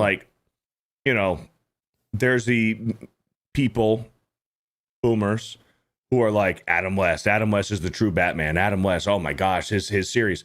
The character has evolved so much through the decades where Adam West Batman isn't what we think of Batman anymore. Batman is a completely separate character. Those two different versions. So, but still, classic blue, classic gray. I do like it. It's one of my favorite suits to wear when I'm playing the Arkham games. I'll put on the 1970s blue and gray bat suit and I'm like, fuck yeah, I'm fucking Batman right now. Yeah. So if you can do it right, they tried it in the Flash movie, looked like shit, but I don't know. Yeah. Let's see. Let's go and grab some soups. Let's see. Bohica with the 199. Christina's Whammon. Yep. Yeah, probably. But thank you. Whammon. But thank you for the 199. And Bohica for another one. 199. Say hashtag Beardo for Batman. Make it viral, people. I think we need people that are fans. We need people who are like it's you remember that whole thing with like a couple years ago with the whole Lego, like they tested out like how boys and girls plays with Lego. And it was a study. Didn't all the boys make guns? Yeah. So the boys basically let's say they're playing with a Batman Lego or something like that, right? They are envisioning they are Batman, like the kids, like right, especially for boys, right? It's like, oh, I'm Goku, I'm Batman, right? Versus girls are like, oh, I'm playing as Batman. I'm playing with Batman. And then Batman, we're gonna go out to go grab some food together. Like they play completely different. They don't envision themselves in that position. Yeah. So that's the reason why I feel like if you're making a movie about like an extremely masculine character, you shouldn't like a woman should not write. It should be exactly. Yeah. Agreed. No, I agree. And the fucking freak retards are gonna say, oh well, that's sexist. That's sexist. Why can't a woman write Batman? Because you don't think that way. Like every man, it doesn't matter who you are, whether you're fucking white, purple, black, green, red, it doesn't matter what your skin color is. Everyone at night when it's 2 a.m. and you can't fucking sleep, you're like, I'm fucking Batman. Yeah. Like we've all four of us have had that thought at some point in our lives. Yeah. Probably in the past week. You're like, I could be fucking Batman. Yeah. I could be If I fucking was rich, I'd be Batman. Batman. What's You know what? What's your superpower? I'm rich. You know what? I am Batman. It's not what if I was. I Rich am and Batman. nuts. Like we all fucking think about it. I So- can see Beardo what like his first kid. I'm pretty sure you saw this meme before. His first kid's name's gonna be Gotham. Yeah. Right? And then we're just the baby's crying. Your wife is like, "Hey, Gotham's calling." He's like, fucking put on his bat suit. I can see that shit happening. But dude, Phil, you're so right, dude. Like only men can write a character like Batman because he is a one of a kind. Like he's different, like Superman, Spider-Man, whatever. But like when it comes to Batman, you need a man to write Batman where he's the center focus. He is the entire fucking movie or TV show, whatever you're doing. You got to have a dude doing it because only he's going to understand. Yeah. You know what? I think Paul Dini could be coming back. Just bring him back. He did the animated series. He did the Arkham series. Yeah. Bring a guy like him on. Dude, Well, like, he's the only. Yeah. Dude, he's got 40 years of experience, 50 years experience doing it. Let's go. Let's fucking run it back. Yeah. Why not? He knows the character better than anybody. Yep. I see. Bohico with another 199. Ripperverse. Batman. Hell yeah. Hell yeah. Bohico with another 199. He say hashtag X-Wing 5 for Stormtrooper voices. I tell you what, let's just do that. I'll take Star Wars, you take DC, and we're good. Just fix it. Yeah, we'll just fix it. Hell yeah. I think I think if you guys had the opportunity to do that, like legit, you guys will make so much people happy. You make so many fucking people happy in the world. Like, all right, we're finally fixing Star Wars. We're finally fixing DC and shit like that, right? Yeah. Yeah. Mhm. But of course you have these people. Oh, it's not inclusive enough. Not We inclusive. need to go in a new direction. Or worse off, you get guys like James Gunn who are just entrenched because they became successful during the dark times. And now they think that's the only way that they're going to continue to be successful. And they'll never get out of their rut, man. Like this goofy shit they keep doing. I'm just so sick of it, dude. Yeah. See, Mitchell Fields at the 5. Have you guys seen Chaotic Good Barbarian season 1? Phil, your dad should review it. I have never seen that. I don't know. Never even heard of it. Chaotic Good Barbarian. Yeah, but thank you so much for the 5. Yeah, sounds like a D&D franchise based on Chaotic Good. Yeah. See, Jesus Davila. Thank you so much for the gifted membership. Thank you, dude. Hollinger of the 2. Batman and comedy don't mix. Designed to be serious. Thank you. Yes. Thank you. Like Exactly. like it's like if you're talking about like even the older Batmans, it's like the only time it was the campy and goofy and comedy was with what's it called again? Adam West. Adam West. And But- it's go ahead. And notice, like, they were all being taken very seriously. The Yeah. actors delivered their lines very seriously. Holy cheese pizza, Batman. Like, but it wasn't meant to be funny. Like, they were being serious. Like, Batman's like, oh, Robin, I need to get my shark repellent. Like, they were being serious, but the audience can receive it as being funny. But the delivery and the characters, they were taking themselves very seriously. So I guess we're kind of going back to the Resident Evil argument or point. But you can have silly moments in a Batman movie. We've had them before. But, like, Batman is a very serious fucking character. Plus, there's characters, Riddler, Calendar Man, Joker, Scarecrow, the Condiment King. Like, you can have silly villains and characters in Batman media to give you some comedic relief that doesn't need to be Batman himself. Yeah. King of the one-liners, dude. Mr. Freeze. Yeah. Yeah. Nice to meet you. Everybody chill. Let's see. Justin Martins with the 8 months. Should bring as need a Batman expert. No, we have a resident What? Batman expert here. Talking about. Come on, man.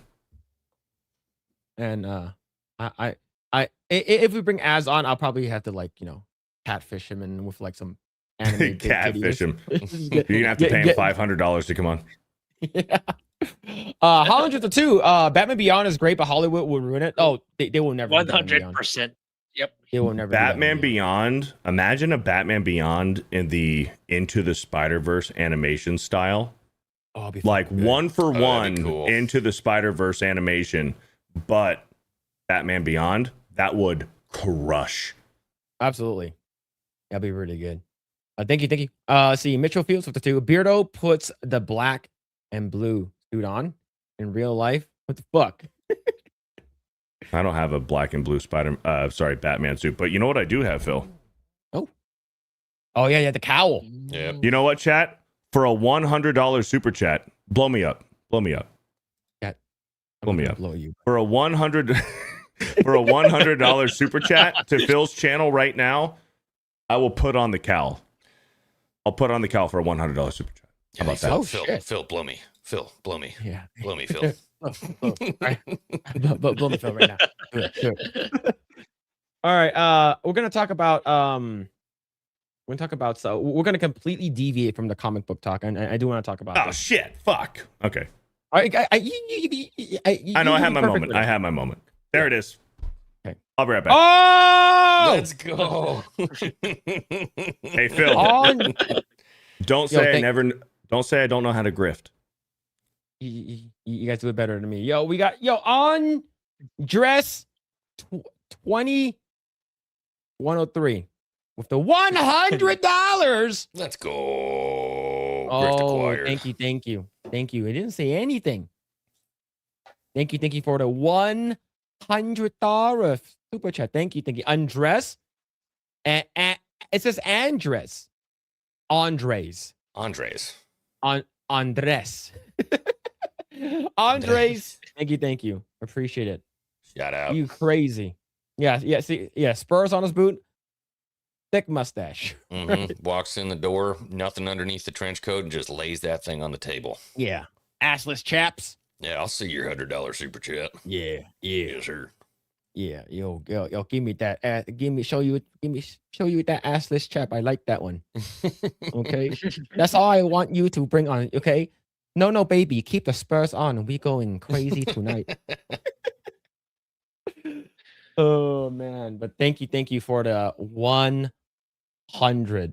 You crazy. See, for me, I suck at grifting. Okay. I'm not good at it. You just got to have the right thing for it. Like, buy a pink sparkly thong for 500, man. I'll throw it on right now. You guys can't see it, but it's on right now. Yeah, it's actually, I'm wearing mine right now. I'm wearing it. I'm wearing it right now. Or Pixar didn't happen. Quagmire with the 2. Thank you. Says nothing. Appreciate it. And Phil's cousin with the 5. To be fair, Phil, Beardo, most of his grifts involves fudas. People don't bite. I still don't know what a fuda is. They do pay a lot of food attacks, though, to be fair. Okay. I don't want to know. Just keep me in the dark. All right. So you sure? Yeah. But last- judging by everyone's reaction time when you whenever came- anybody says that word, Last time when you came onto the channel, I told you what a Coomer was. yeah. You know what, dude? I think I already wiped that out of my brain. So Fuda is another thing. So yeah. Here's the thing. I have never seen 2 girls in one cup. Oh, I have. That was a mistake. I know what a blue waffle is, but I've never seen it. Also, another mistake I've made Yeah, in the past. that's what I saw. Yeah. Now, Yeah. the only thing that I've known of out of all like the early like freaking YouTube early internet days was Tub Girl, and that one's pretty fucking off for it. Yeah. I also saw one with a mason jar. If you know what I'm talking about, then you know what it is. If you don't ask. I think I know what that is, and I also do know what a lemon party is, but I have not. I've seen that one either. I don't know. I don't What want- that is. I think I'm good. I'm 35 years old, man. Okay, so I'm not gonna tell you what lemon party is because it's probably better for you not to know. But I didn't know who Mr. Hands was until my brother told me who he was. Nope. Just so you know, he likes horses a lot. Oh, come on, man. And then humans are so gross, bro. And then he's dead, by the way, because of that horse. That's all I'm telling you. Such a wholesome channel. Great No, content for the it kids. typically ends like this, okay? It typically ends up like this because of me. It's another week at Project Egg. Oh Yeah. God, man.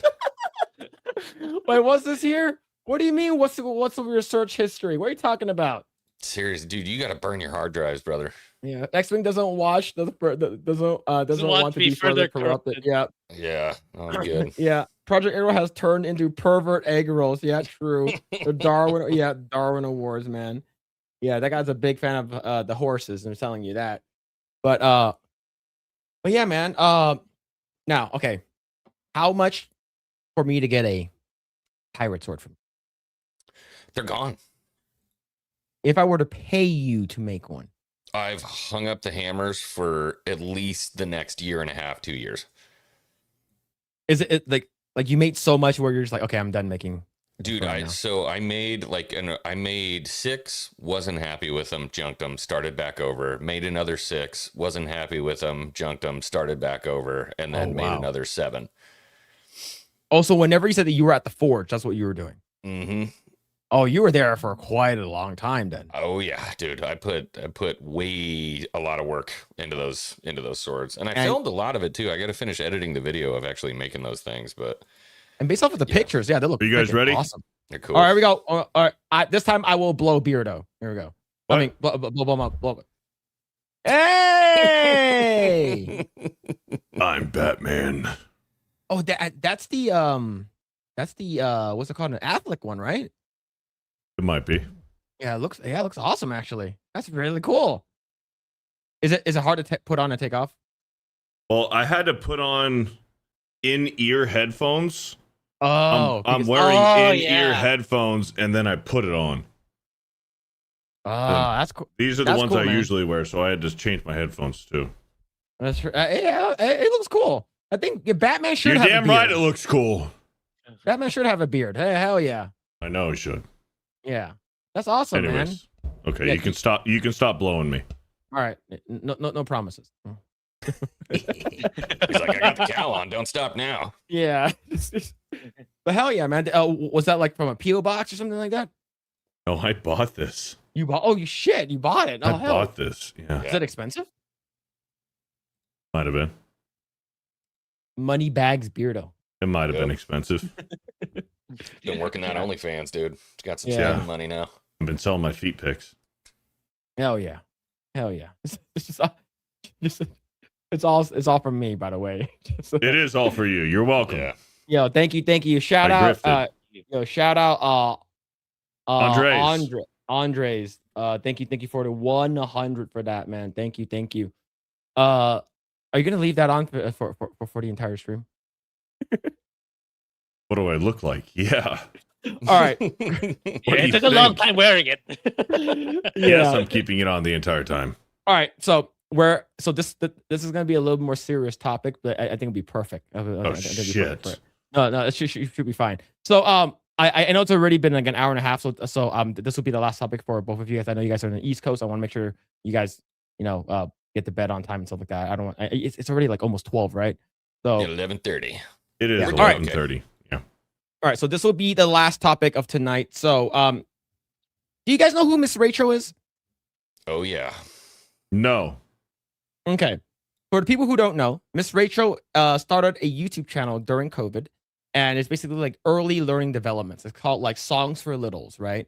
And the reason why she started this channel on YouTube was because that her son had a delayed speech, and so she tried to like make these videos, and she got super mega viral, and she got super popular and stuff like that.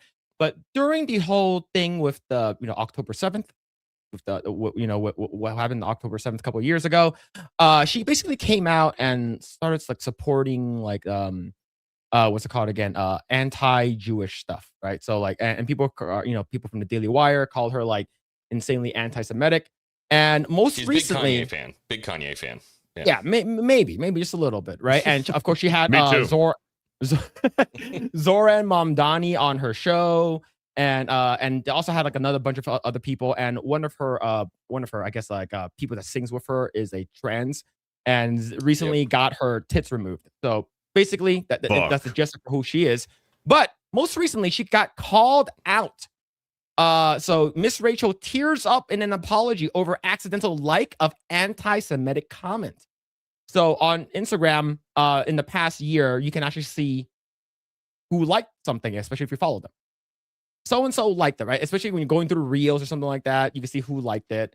If you follow, like celebrities or something like that, now they can't really hide. It shows what they like. So most recently, she liked this thing that says "Free America from the Jews," and of course, it's hearts, right? Zora Mamdani responds in the video. Of course, a lot of people who are who doesn't like Israel will say, "Oh, holy base" or whatever, yada yada yada.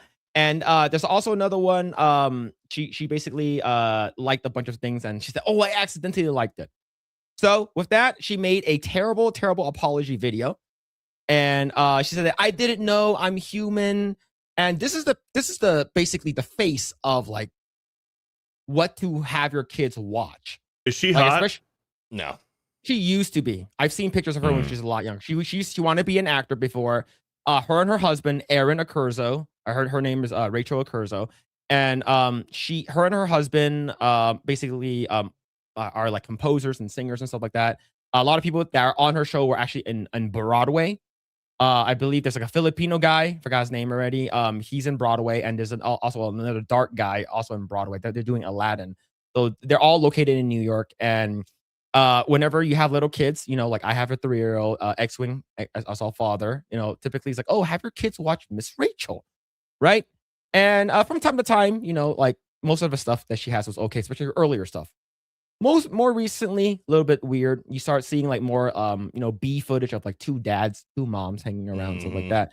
And she started her own TV show, and of course had Zora and Mamdani out on the show and saying I remember Zora Mamdani was like, the wheels, the money on the bus goes clink clink clink, and he goes, actually, Miss Rachel, that doesn't make sense anymore because bus rides are going to be free in New York.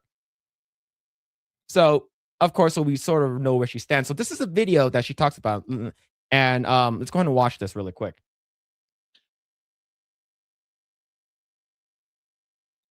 You gotta put it up. I don't see it. Oh shit! My bad. Fun fact, by the way, my kid used to cry every single time the trans one came on and started singing. Yeah, Jules. She was like one. She always cried. Yeah, my son cried too, like a couple of times when she starts singing. Yeah, just like just know something's off. Yeah, They're like, huh. yeah. So here's a video. So I thought I deleted a comment and I accidentally hit like and hide. I don't know how or why. I've accidentally liked comments before. It happens. Like, I'm a human who makes mistakes. I would never agree with an anti-Semitic thing like the comment. We have Jewish family. A lot of my friends are Jewish. I delete anti-Semitic comments. I have proof because yesterday somebody messaged me. There was a comment that said that. So I said, yes, I saw that and I deleted it because that's what I thought happened. And then I said, I hate anti-Semitism. And so the internet, I guess, has picked it up, believing that that's what happened. I feel like we can't be human anymore online. Like, we can't. And I'm so sorry for the confusion it caused. I'm so sorry if anyone thought that I would ever agree with something horrible and anti-Semitic like that. I don't want to say that it is okay to be human and it's okay to make mistakes. And I'm old, so I am not as good with. She's not that old. She's like early 40s, maybe. That's old as fuck. Beardo, you're like 30, okay? I think you're the youngest one here. I might be. Yeah, I might be. I think you're the youngest one here. How old is Grae? 34. Okay, yeah. That's old. Yeah. That's old. Shit, I'm literally the boomer of the group. Yeah, it's true. Touching things online, I guess. I have liked things by accident before it's happened, and I've been like, oh my gosh, let me unlike that. I can't believe I accidentally liked that. Like, it's happened to me before, and my advocacy is wonderful and beautiful, and I'm so proud of it. And there's nothing wrong with it. And it shouldn't be controversial to say how kids deserve to be treated. Like, everyone who knows me knows that I would never like that. And the message shows that I said I deleted that. That's what I thought happened. That was yesterday. My husband just came here. Yeah, so So the thing is that people are saying that like her husband and her kid are probably like might be Jewish. I'm not sure if Aaron is actually Jewish or anything like that. But so of course, like she has another apology, is because basically her cousin calls her a Jew hater. What? Yeah, so she had to issue another apology. So a YouTube star said that she's changing how I engage with comments on social media after liking a comment saying "Free America from the Jews." So here's the thing, though, you know, one accident, shame on you, fool me once, shame on you. But like, she had this guy on before, and this guy said this on the bottom. Oh boy. So it's like you like if it looks like a duck, talk quacks talks like a duck. Yeah. Like it's like you don't tell me he's a cat or a cow or anything like that. So of course her cousin basically this guy was like, oh, she's an awful person and stuff like that, and now she's basically going on defense. And this is all on her public songs, the Miss Rachel Songs for Littles Instagram account. She has like over 14 to 15 million subscribers on YouTube. And if you actually go to some of her videos, like most recent ones, they have a lot of dislikes. Really? Yeah. I still don't even have that widget thing or whatever it is where you can see the dislikes. Yeah. So so in my opinion, this is crazy. So she said, I misunderstood a comment and thought it said that the author of a anti-Semitic comment liked the comment, not me. So I pinned it because I thought I didn't like the comment in the first place. I thought maybe it explained the situation. I said, ooh, like their own comment, not me. I asked my team if further author liked meant the author comment or me, the author of the post. Then they explained. So I realized it was me by accident. Their comment was left not liked, so I just read it wrong. I had no idea what the comment was insinuating until someone close to me explained it. This whole thing was a mistake and a misunderstanding. So what are your guys' thoughts on this? Like basically like the whole thing with her. This is her whole thing. She actually put it on her her Instagram, and she has a lot of followings, and a lot of parents show Miss Rachel to their kids. So what are your thoughts on this? Excellent. Let's go with you first, since you're a dad. So what are your thoughts on this? Dude, so follow me down a rabbit hole here. First off, if you got 15 million subscribers on YouTube, you're making so much money, it's ridiculous. Trust me, like Miss Rachel played on repeat in this household for like a year straight. I hate this woman. Hate it. If you're making that much money, why don't you hire somebody to handle your social media? Okay, 18 million. My bad. 18 million. Okay, so like insane, right? So first off, have somebody else handle your social media. Like, that's the first thing you should do. Secondly, I think what's going on here, follow me down a rabbit hole, is that she's made so much money and she's so tired of it. She's just screwing with people and seeing how long she can get away with it before she finally just calls it. She's like, yeah, might as well. Yeah, I'll put it out on the internet. Let's see if it works. I don't know, dude. It's just this doesn't add up. She's like, I'm old and I'm unable to use Instagram. I think she's 44. Yeah, that's not really. Yeah, she's like barely Gen X, so she's not that old. Not like she's like 60 or 70, right? But yeah. So I'm not buying it, bro. Yeah, I don't think so. I'm old. Yeah, no, you're not. What about you, Grae? Yeah, it's not. Seems like another, Pokimane issue, trying to stir things up so she could get attention. That's what it feels like to me, apologizing for something so petty. Oh, I liked a post when I shouldn't have, or vice versa. I actually got confused on what the situation was, but yeah, it's not something that you should make a big deal out of, for sure. It comes with the territory of growing so big in social media that, if you do something that, that's quite controversial or a lot of people will disagree, you're really going to rile up a lot of people because of a huge following. It's inevitable. So you're just going to have to live with it. Like, whatever you decide or want to do on social media, it's like, it's going to upset some people if you're really that big already. So that's all there is to it. You just got to stomach that. You just have to have that mental fortitude to, withstand whatever backlash you're going to get out of that situation, which for me in this situation, it's not really a big deal. There's going to be some people who are, terminally online is going to get triggered by whatever you do. And you just don't mind those people. Just ignore them. That's how I see it. What about you, Beardo? How do you feel about this? Her first mistake was apologizing.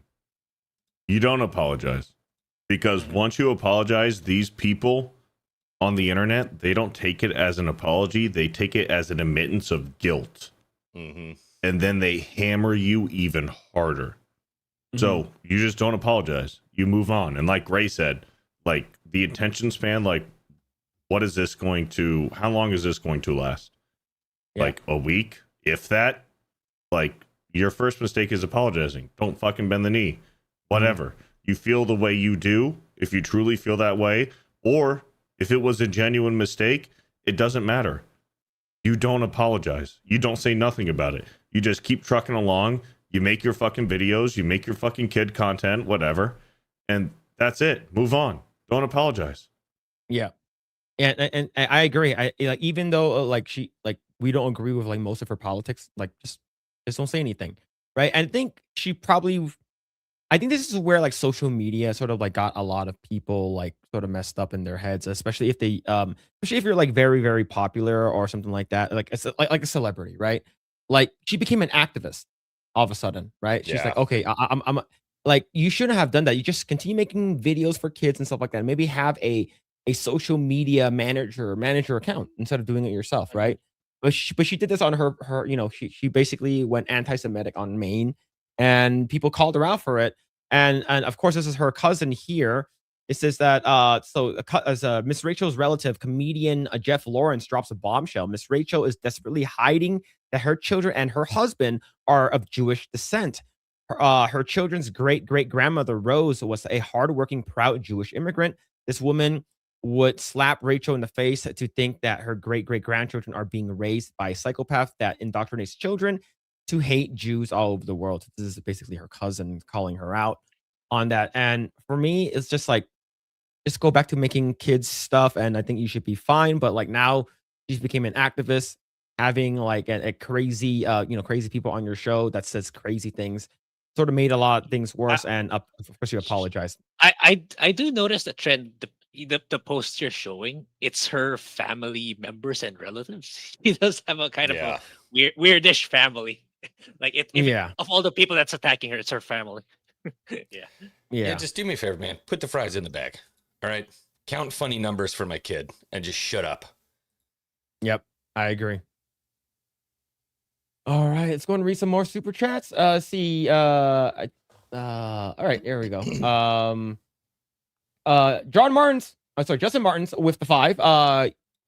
You got a Star Wars helmet X-Wing? Let's keep the grift going. I've got a big box of them downstairs, but for $100, yeah. $100, I'll put on a period authentic Crusader helmet and chainmail.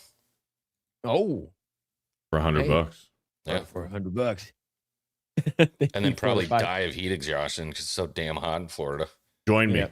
I don't know how those Crusaders did that shit. Like going through the deserts in chainmail, I would have died. Yeah, me too. Yeah. Mitchell Fields up to 2. No men using AI filter to be woman tax. Thank you for that. Mitchell Fields with another 2. Beardo, how hard is it to turn your neck? I can't. He's like, oh, James Gunn hates you right now. Yeah. Can't turn my neck. Yeah, imagine that. SEDB with the 5. Cow tax. Successful grift tax. Keep X-Wing innocent tax. I appreciate the commitment to the bit, Beardo. Yeah, thank you for the 5. Mitchell Fields with the 2. Black bearded tomb Batman could have a beard. Yeah. Yes, he could, and he should. I'm pretty sure like Thomas Wayne had like stubbies, right? Like he had the scruff. Thomas Wayne had the scruff. He did. Yeah. NTR Uncle with the 5. You're hiding Jews in your ancestry, aren't you, Miss Rachel? Maybe that's the reason why she's so like absolutely like against it, is because maybe she feels embarrassed or something like that. I don't know. Like, of course, like beginning, like because I followed her, and the beginning of her whole thing is like she's like, oh, I want everyone to everyone to not starve, right? Everyone this, everyone that. Like, I get it. Like I get it. But then all of a sudden you start bringing on just one side of the group to talk. and you're not talking to the other side. It sort of feels like you are, playing favoritism here, which is Yeah, crazy. I think it comes to the cost in politics in general. Choose a particular side or a particular team. You're gonna get hostility in the other side. Yeah. Yeah, let's see. Co-houser of the 29 months. Hey, Phil and Grae. Yo, Beardo and Exo praise Ara. Yo, thank you for the What a co-houser. 29. Damn, 29 months. That's crazy. Thank you. All right. Thank you. All right. So I know that Beardo and X-Wing, you guys skedaddle. I know it's late for you guys, but thank you guys so much. Really appreciate you guys coming on. If you want to have you both on again. And whenever I can, just hit me up like maybe like a couple of days in advance to a week. I'll try to see if I can hop onto for some BS. Yeah. For A little bit of bro sense. Yeah. No. But awesome. Thank you guys so much. Really appreciate it. Beardo, where can I find you? What are you doing, man? What are you up to? Gotham City, usually on rooftops. In the rain, Hanging out. just hanging out, thinking, smoldering. That's about it. You guys know where to find me. All right. And X-Wing, what are you doing, man? Where can people find you?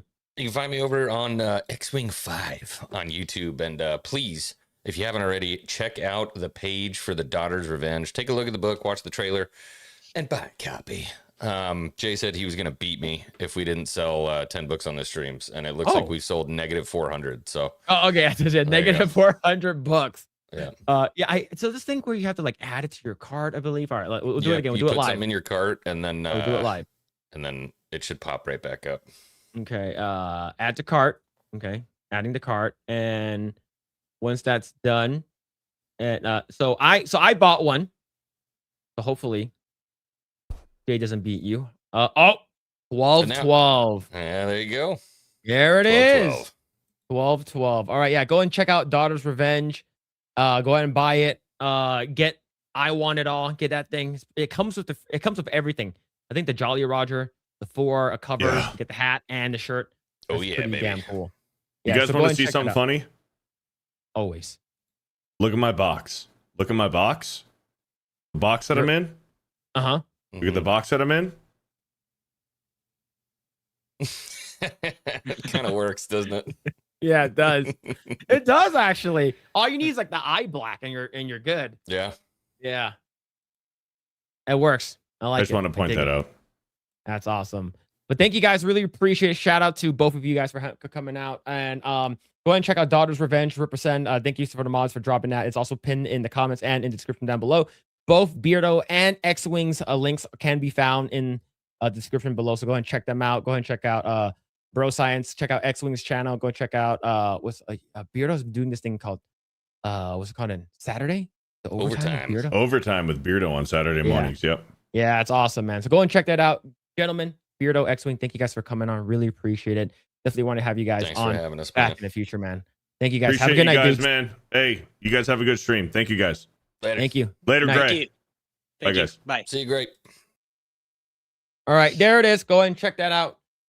And shout out to everyone who's been hanging out. Shout out to everyone who's been liking, subscribing, and everything. But yeah, what's this here? 21 Palika. 30 months since day 1 of Fighting Agent Hank. Yeah, man. 21 Palika. You've been here since like the moment Ever since we got monetized. monetized. Yeah. Yeah, but thank you. But like, yeah, you've been supporting the channel. Everyone, Cole Hauser, 29 months. Shout out to everyone who's been supporting the channel, and of course, thank you, Andres, with the 100 earlier. Thank you guys, really appreciate it. Thank you. It was. You know what's funny? That segment of Miss Rachel will be a segment for the channel, so it's gonna be Beardo with the cowl. Batman talking about like Miss Rachel being an anti-Semite. He's like, I'm Batman. I had no idea about that story, or I don't even know who she was until you mentioned her. But yeah, it's pretty insanely popular. Yeah, that's the thing about YouTube, right? In this world of content creation, these people have tens and millions of subscribers. You would think that everyone knows her, but there's still some of them up to now that pop up to me like, oh, I have no idea who this person is. It just shows how big the social media landscape is, that you think this person is known by everyone, but just ask people like me. It's like, who's that? Who's this? Who's so people who have kids will definitely know who she is, right? It's because like the thing is, I would like place like like if I'm gonna let my son watch anything, like because he has an iPad, right? Unfortunately, like he is an iPad kid. But the thing is that like I basically check and vet through every single thing he watches, and I make sure that he doesn't like because like he has YouTube Kids. So and you can as you when you have YouTube Kids as Yeah, an the adult, app. like you can go inside and like pick what they want or want to watch. You can remove things that they you don't like, and you just go and like if I remember one time I saw like they're talking about like talking about their family and stuff like that, and there's like 2 dads and 2 moms, and I immediately just like nuke that video from his feed. So he doesn't have it Mm. anymore. So that's what I do. And Miss Rachel was one of the earlier ones, right? Like, just like, how to say bye, how to say mama, phonemes and stuff like that, right? Oh yeah, yeah, yeah, yeah. Phonics and stuff like that. And it helped him a Mhm. lot, like in the beginning, right? He started like knowing how to clap at a very young age. So she did help a lot. Is because the reason why how Miss Rachel got started was like, hey, there's nobody on YouTube that's making any of these videos. We're all locked down in our house anyways. Why don't I make the video, right? Let's see if that helps. And it did help a lot of kids. And like when I first started following her, she had like 2 million subscribers. Oh, That's like she was smart. that's when I found her. So like in late 2022 to 2023. Now she has 18.5 15 billion. million. Yeah, that's Right? that's crazy. She is Crazy girl. massive. Like Yeah, she's been on yeah. TV shows and everything. Like everyone knows who she is, and if you're a parent, right? And of course, like the big like surgence of having kids was during COVID because everyone, hey, what are you gonna do in your home and you're stuck in your Yeah, house yeah, locked in? You're gonna fuck and have babies, right? And yep. that's what everyone did. So she got really really popular, and a lot of the stuff like her stuff is pretty much it's like 98% of it is good to watch. Y- Right? It's because it's not like Coco Melon where like every second it's a different scene, a different scene. It's sort of like brainwashing you, right? So it's like mhm. her singing, and I just like we started like introducing him to like other stuff. I guess this is another girl. Her name is like Mrs. A.L. Joy or something like that. Like she's Christian. Like she's like a Christian Miss Rachel, Mhm. right? She talks about, hey, we're gonna talk about Jesus, we're gonna talk about this and stuff like that, right? So like we have to like expose him to a bunch of other stuff. So a lot of the new stuff for Miss Rachel, like he doesn't really watch it anymore. He only watches the older stuff, and we don't allow him to watch like the some of the crazy like woke shit. So yeah, yeah, Yeah, yeah. It's like especially when it comes to kids content. Like if you really want to do politics, just do it in another channel. You know, yeah, that's too drastically different. Especially like for me, it's like if I were gonna make content that's designed for kids, I have to be yeah, extra careful what's coming out in that particular channel. Otherwise, if I want to do something else that's more adult oriented, like, completely out some in another channel. yeah. Yeah, Yeah, I like can see why. so if people were saying that like OG Sesame Street is good. Mr. Rogers' Neighborhood is good. OG Blues Clues is good. Like anything that's in the 90s, we're like all good to go. Like anything from the 90s to even early 2000s are like good to go, right? So Yep. what's it called again? Early Wiggles. Like I think in my opinion, I think Wiggles is okay. Like the Wiggles from Australia, they're okay. It's because I haven't seen anything from the Wiggles that's like, wow, this is a red flag. Right? It's like Mhm. I haven't seen any like 2 dads, 2 moms. I haven't seen any drag queens. I haven't seen any like trans or non-binary characters. Wiggles is good. I think that Bluey is good, but my son only likes watching the intro, the song for Bluey, and he switches it, right? Uh Mm. or he does watching like Old Miss Rachel, Old Sesame Street. He likes New Sesame Street, you gotta watch out for. Like you gotta watch out for is because like there are like weird shit in there. A new Blues Clues is really bad. It's because they have like a pride trans drag show. It's Oh god. really bad. What about Teletubbies? Old school Teletubbies is fine too. Like he used to watch old Teletubbies. Like I used to watch this thing called Puzzle Place. No idea what that is. It's like basically like every like there's an Asian girl, there's a black guy, there's a Native American guy, there's a white Okay. guy, and they all live in this house. And like they talk about like ants and like like singing and like heritage. Like there's this guy named Sky. He's like Native American. He talks about like how like his tradition is to build drums, right? These drums and like how you can make drums at home and stuff like that, right? And then there's this guy named Leon. He's the black guy. Like, and him and Billy, Billy's the white farmer kid, and Billy had an ant farm, and he's talking about how ant farms are really cool, right? But what happened was that Leon, I think Leon or Billy dropped the ant farm, and there was ants all over the house. They start singing about ants. Just yeah, and I think there's a Kiki. Kiki's I think the Chinese one or no, the Japanese one.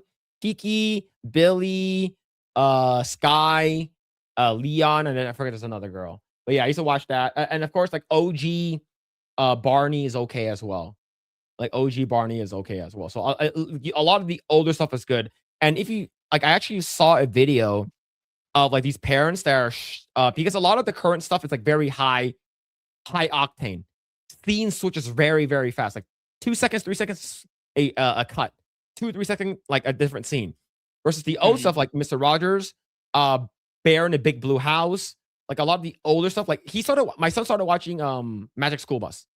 Like the older stuff, like older cartoon, right? It's very that's old. Slow pace, and he likes that. So I'm trying to have him watch more of those versus the newer stuff. Yeah, I think it's better. It's like it's like I tried watching those shorts that's very fast paced. Like, no, I'm not digging it. It's too fast. I think it's brain rotting. Yeah.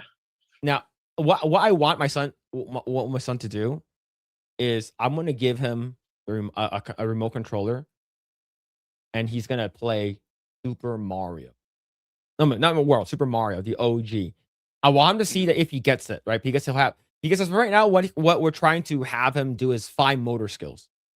So it's like holding a pencil, using his fingers to press stuff and stuff like that, turning like knobs and door handles and stuff like that. So, and also reaction time, right? And the crazy thing is, remember back in the day, our parents and people were like, if you play video games, it's gonna rot your brain. You're not gonna. Yeah, back in my day, video games were bad. Bad video games. But if you think about it, it's like people are saying that like people have a really, really good reactions and reflex playing video games because you have to like dodge, you have to like jump at a specific time. Personally, in my opinion, like had video games not exist during my lifetime, it's like I would have done something else. It's like I would have like either drugs or alcohol or hardcore sex. drugs. It would have been one of those. I think it's the best outcome for me. I would, video games are better to like rather than all those other vices. Oh, absolutely. Yeah, I would have done hardcore drugs, done porn or some shit like that. Yeah, or something, degenerate. I probably would have done something degenerate if it's not video games. Yeah. So someone asked, have I seen Electric Company? No, I haven't. I may have, maybe, I'm not sure. But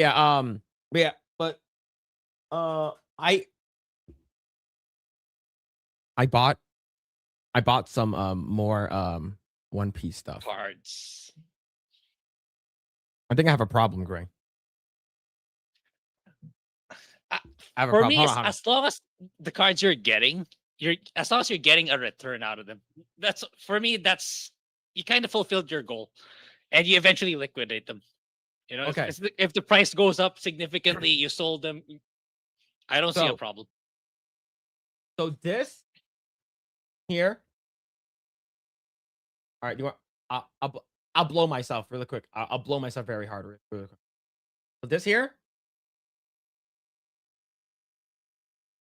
This is the illustration box, and this thing was sold out on the internet within like 3 minutes. These are $25 a piece. Okay. So you get 2 promo cards, where you get Sabo and Ace. You get 2 OP13s, and then over here in the back, you get 2 PRBO2s, right? And then you have illustration box number 6, volume 6. Got Law, and you got Don Quixote Rosinante. And you also get the 2 packs of 13 and 2 packs of PRBO2. Right? People are selling these on the internet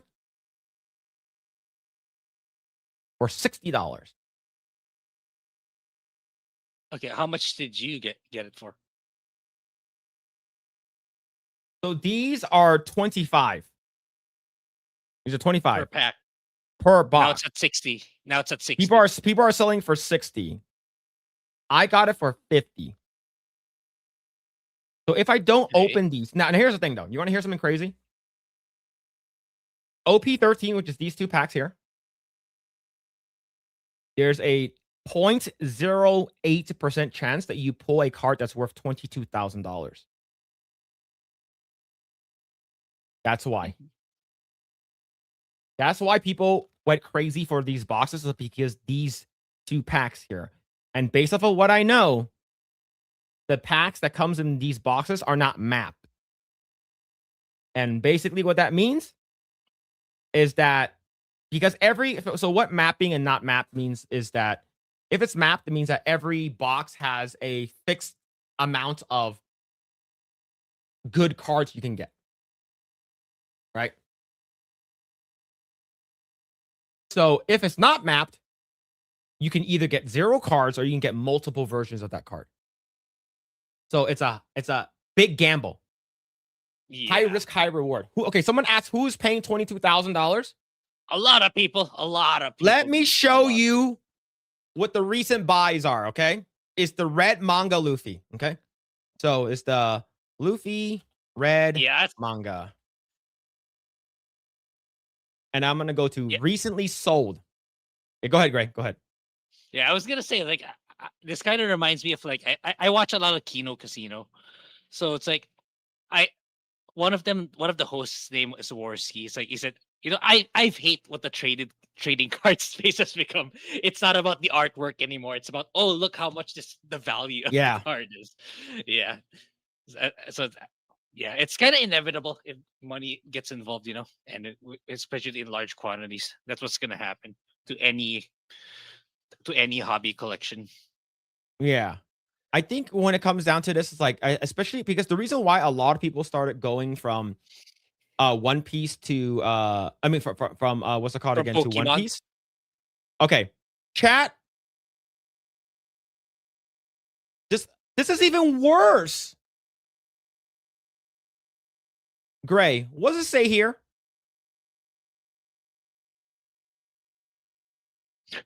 Wow. It's now So at this is sold. 27,000. This is sold. This is a PSA 10. That means it's graded. How much did it sell for, Grae? 27,200. Yeah. That was yesterday. Crazy. So that's the reason why it's insane. This card is fucking, and people actually bought it. So I think that's the reason why a lot of the Pokemon people are moving on, like the scalpers for Pokemon. Like I went to a card store earlier today, and there was a lot of Pokemon, barely any One Piece. Barely any. Unboxing video, here's the thing. If you guys want me to unbox that, I will need to ask because here's the thing. It's my sister and my brother paid for it. It's not a lot, but like we're in on it. And in order for me to unbox it, you guys would need to donate in order for me to open it on stream. Yeah, I think that's fair. I think that's fair. It's because we're gonna hold on to it for about a year. Yeah, that's what I would do honestly if I got into this. I would just hold. Because we're gonna try to hold on to it for about a year and not open it or something like that. But as of right now on the market in TGC, it's about like $60 something for one. Chat's like, I'll give you $3. Jose Taco's like $3. Yeah. Right. You gotta bundle it with putting on a Batman cowl. Yeah. So the you thing is that, like, it wearing a Batman cowl. There is a very, very, very low % chance to unbox this. The $27. I mean, 27,000. You should make it a goal. You should make it a goal in your personal channel. I will unbox if the goal gets fulfilled of X amount of money. All right. Ham third with a 10 unboxing fund super chat. All right. How about this? All right. Don't. If I am gonna do it, I'll talk to my sister about it because I'm gonna talk to her tomorrow. Okay. So do not donate any more money to ask me to unbox it. Do it. Yeah. Do it. Okay. No, at least not here. Okay. Yeah. How about this? Because I'm gonna meet up with my siblings tomorrow. We are unboxing. We are ripping 7 boxes tomorrow of OP14. Each of them are about $250. So we have 7 boxes tomorrow. We're gonna be ripping that. So I'm gonna talk to them tomorrow about this. How hot is my sister? She's married to a cop. If you want to know that. Chat, don't let Phil bully you. That's crazy. All right, here's the thing. So I will talk to them tomorrow, and I said that my chat wants me to unbox this on stream. Are you guys okay with me unboxing this if they pay for the market price?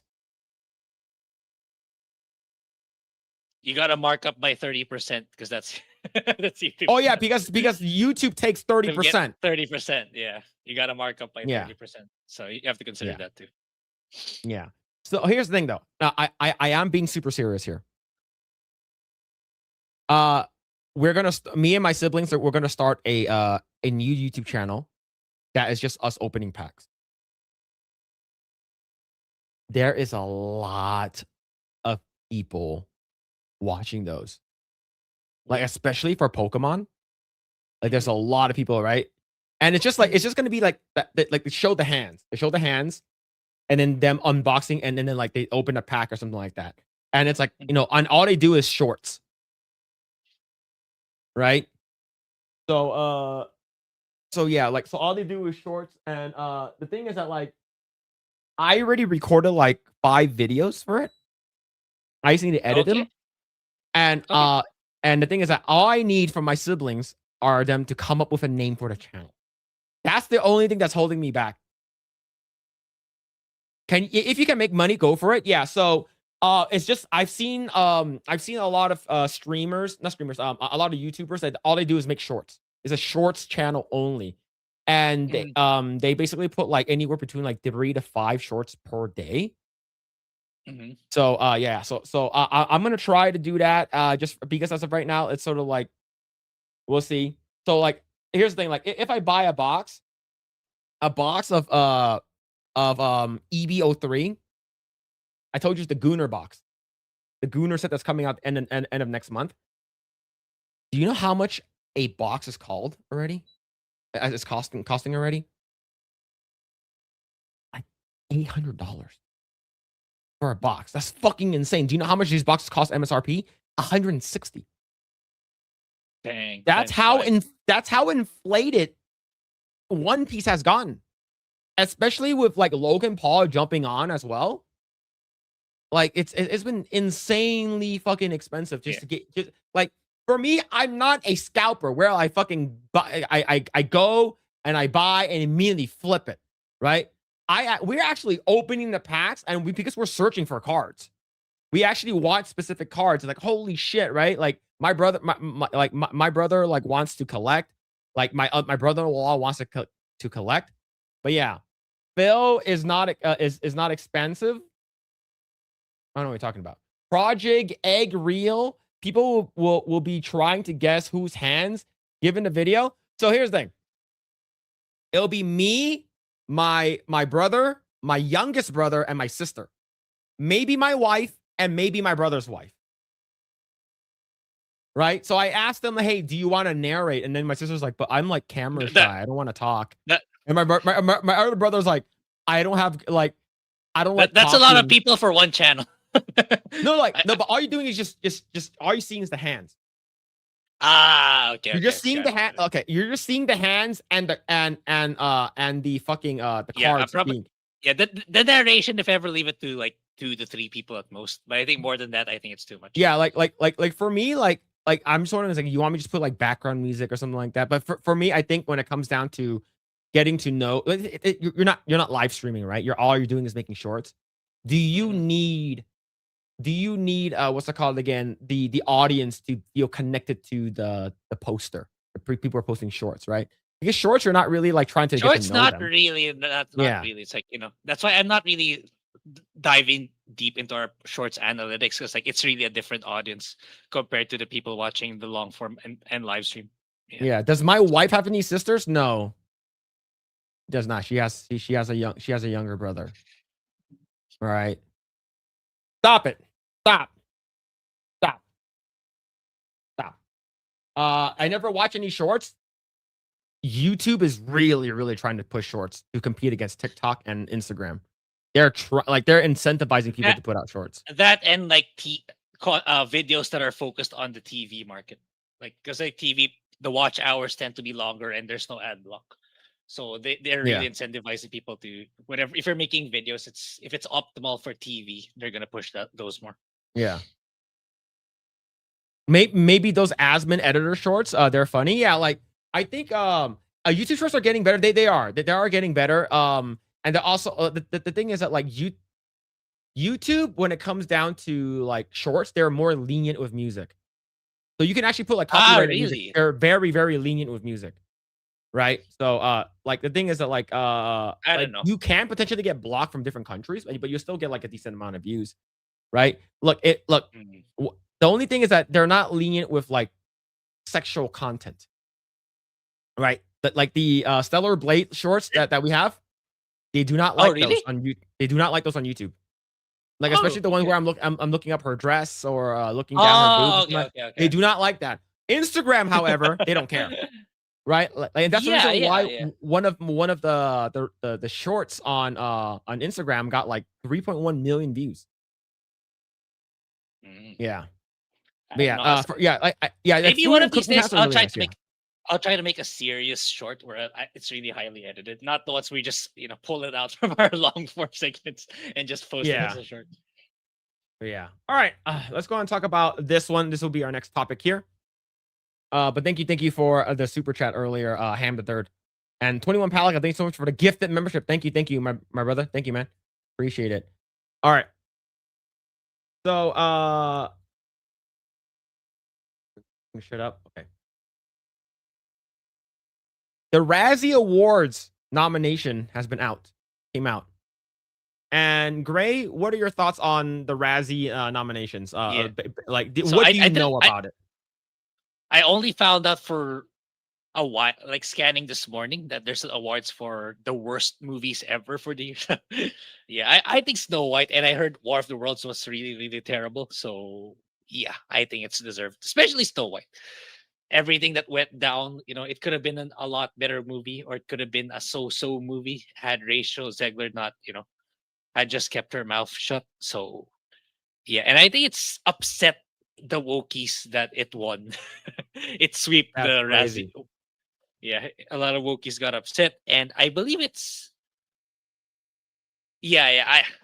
I'm there's another story about wokies getting upset too with Star Trek. So I think I'm colliding those two stories. But yeah, I think Snow White and War of the Worlds definitely deserve all the hate, all the worst movie awards, because high budget, terrible performance, terrible people running it all throughout. So yeah. All right. So here are the full list of nominees. Okay. So worst picture: Electric State, Hurry Up Tomorrow, Snow White, Star Trek Section 31, War of the Worlds. Worst actor: Dave Bautista in the Lost Lands, Ice Cube in War of the Worlds, Scott Eastwood, Alarum, and Jared Leto in Tron Ares. I heard he was awful. Did you hear that he actually blinded himself for a little bit for the role? Yeah. Okay, that's a bit far. That's a bit taking it too far. It's crazy, bro. Yeah, it's like, look what happened to Heath Ledger. He took it too far. Look what happened to him. So they gotta stop, man. Stop pushing it to the extreme just for a movie role. Yeah. It's the worst actress: Ariana DeBose, Mila Jovovich in The Lost Lands, Natalie Portman, Fountain of Youth, and Rebel Wilson in Bride Hard, Michelle Yeoh in Star Trek Section 31. Worst remake ripoff sequel: I Know What You Did Last Summer, Five Nights at Freddy's 2, Smurfs, Snow White, and War of the Worlds. Worst supporting actress. So it. Anna, I think Klumsky, Emma Horvath, Scarlett Rose Stallone, Casey Roll, and Isis. Yeah, crazy. Her name's Isis. Valverde Alarum. So worst supporting actor. All 7 dwarfs.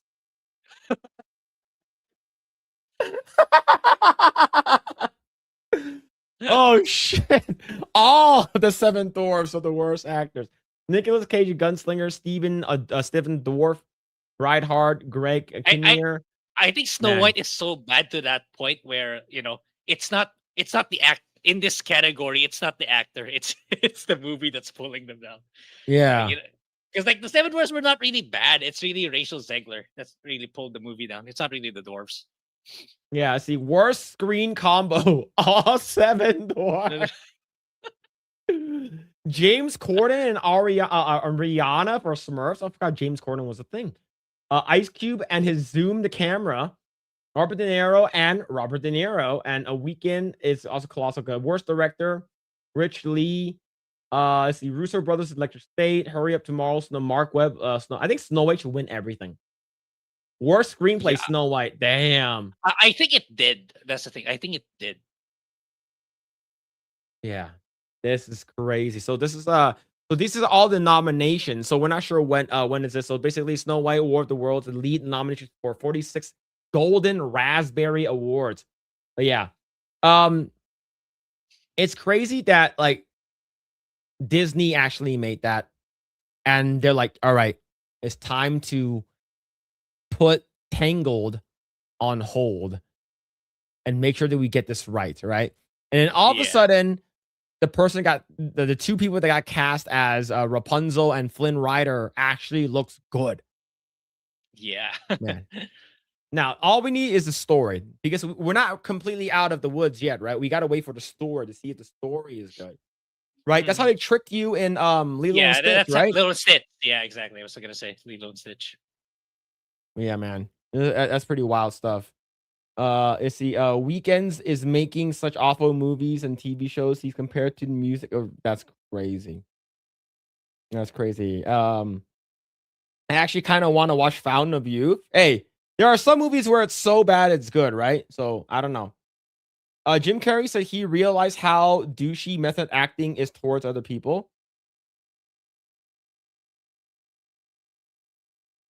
Crazy thing is Jim Carrey is one of the method actors. Did you ever hear that what's it called again? The Dave Chappelle stand-up skit that he did about Jim Carrey? Okay, so basically Jim Carrey is one of his favorite actor, right? One of his favorite actors. He's really, really good. And he was in this he was cast as this movie. And I think it was a Chris Rock, or I forgot who it was. I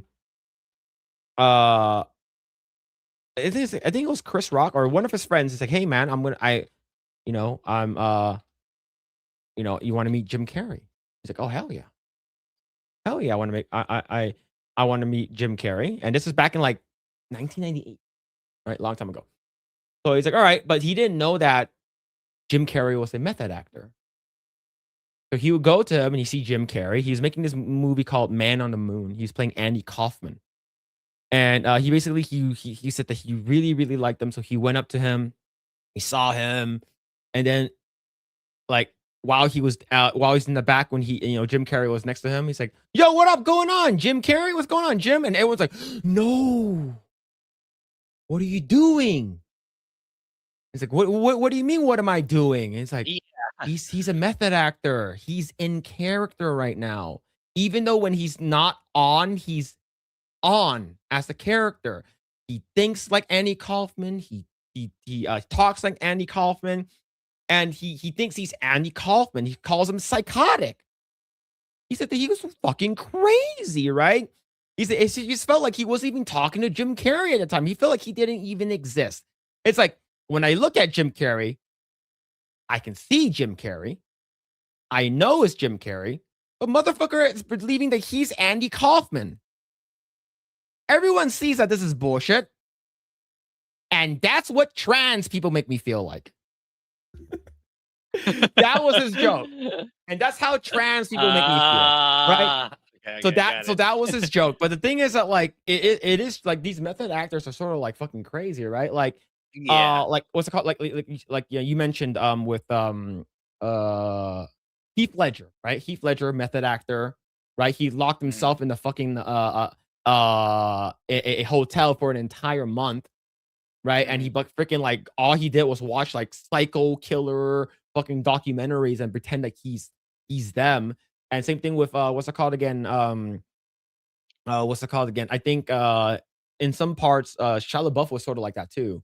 Like he actually cut his face because he was portraying like a character, and he's like, "Oh, I want to really, really like feel like I'm this character." So he actually used a razor blade and cut his face open because he wanted to feel like a character, which is crazy, right? I don't think that that I can do that at all. That's actually one of the plot points of Octopath Traveler 0. One of the villains, it's like he takes it to the extreme. Spoilers for chat, I'm sorry, but you know, like for him to be inspired on his next play, he murders people and stuff like that. Yeah, just saying, it kind of reminds me of that plot point in the game. Yeah, Shia LaBeouf also removed a tooth for Fury. Yeah, like that's fucking crazy, man. Like I can't do that. Hey, it's like I understand like if you want to like get to know better, like know your person better, like you go play the games or you read a book about him, right? But if it's like a random character, like you don't the fuck, bro? What the hell, man? Or it's like it like there's a time where like you practice playing the character, but don't make it all encompassing, revolving your life. You know, it's not worth it. It ain't worth doing that. All right, we're gonna talk about this. I think it's big news. Okay, it sort of made me upset.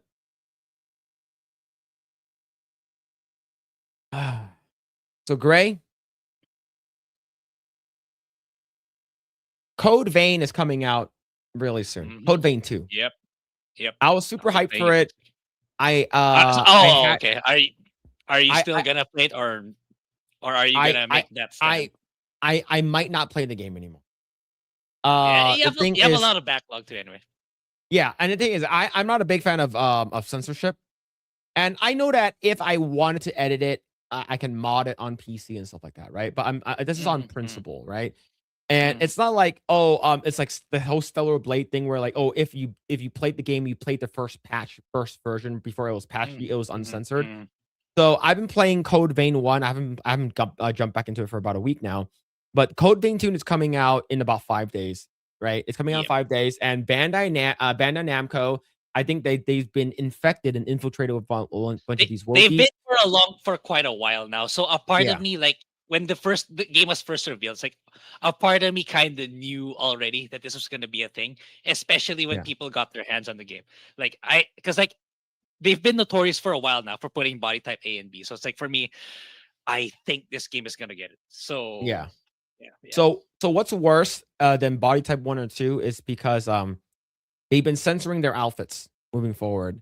And even some of the outfits that was there initially in the first game, the same outfit has since been censored in the second game. So of course a lot of people are like, "Oh, you know, you're trying to jerk off to freaking pixels and video game characters." And my answer to that is yes. It's better for me to masturbate to a fake girl than go out and like freaking harass real women in real life. Right?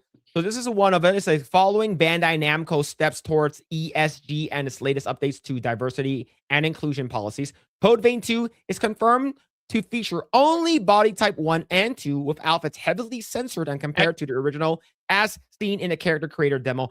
It's tiresome. Now, before you speak, I do want to say that they to avoid the body type 1 and 2 during the character creators thing, it doesn't even say body type or body. It just shows 2 icons. That's what I was gonna say. It's like, that's what they did to skirt to not have to say male or female at the same time, not have to say body type 1 and 2. That's what they did. So it's, Bandai Namco is still deep into the ESG stuff. So Yeah, it's not good. It's like, they could have easily avoided it had they not censor stuff and do that stuff. Yep. What can we So do? of course you have here, it says this person, I think this is on this is Steam, I think. Mhm. Censored outfits. All skirts have black shorts under them now, even when they're copying the same outfits from the first game that had panties then. Even the bath towel has black shorts with it now. The baths, that's so stupid. I don't care about the base insults that inevitably come my way for pointing this out. I'm not supporting this rubbish. Shame on Bandai Namco and shame on everyone that encourages this regressive censorship. And Chibi Reviews posted an example. So this is the bath. So whenever you so over here on the one on the left is from Code Vein. One on the left, on the right is Code Vein 2. And they have this spa, this bathhouse area, right? And it's both for it's both genders, so both a male and a female can go into these bathhouses, but they're wearing like these like towels, right? Mhm. So the first game, this is it right over here. You can go in here, and when you go into the now this is the exact one, you have a black booty shorts, is because you're Mhm. trying to adhere to the ESG garbage. This is fucking stupid. Mhm. This is so dumb. And here's the thing: there's a reason why a lot of people play Code Vein to begin with, right? Without knowing what the game is about, the story. It's action. It's like a Souls game with anime characters. The boobs are big, the girls are hot, the guys are cool looking. That's my initial assessment. And I ended up playing the game, and I think I got to like one of the first big bosses, and I ended up being one of the first big bosses. The game so far is pretty fun to play. It's very, very Souls-like. I like it. Mhm. Mhm. Right? And like I feel like they are purposely doing it just for the ESG fucking backing. But what are your thoughts on this? Yeah. I think so too. It's like I think they're trying to do the bare minimum to meet that quota of the funding. Probably that's what it feels like to me. Because like you still have that big titty character as your ally, so it's not like if ESG standards, that's not really it won't really pass, right? So that's what I feel. It's like they tried to do the least amount of censorship to adhere to to BlackRock, but at the same time they still make that attractive characters to accommodate their primary target audience. But all in all, it sucks. Yeah, it could have been better. Just stick to the original. This didn't have to be an issue. People would have bought your game. The game would have been much better received. The discourse right now for the game would have been much better. But yeah, it's a shame. But on my end, I'm still getting the game for sure. I'm still gonna play it. I'll be because like when I talk about games in my channel, I talk about usually it's not about these issues. It's more of like the gameplay, the overall experience. So yeah, I will still be covering the game, but yeah, for me, I just wish it could have been better. Like the game, people would be cheering on with the game right now had they not done this. That's what I feel, and they Yeah. could have garnered much more sales that way. But yeah, it is what it is. But I'll be critiquing the game based on its merits on the gameplay.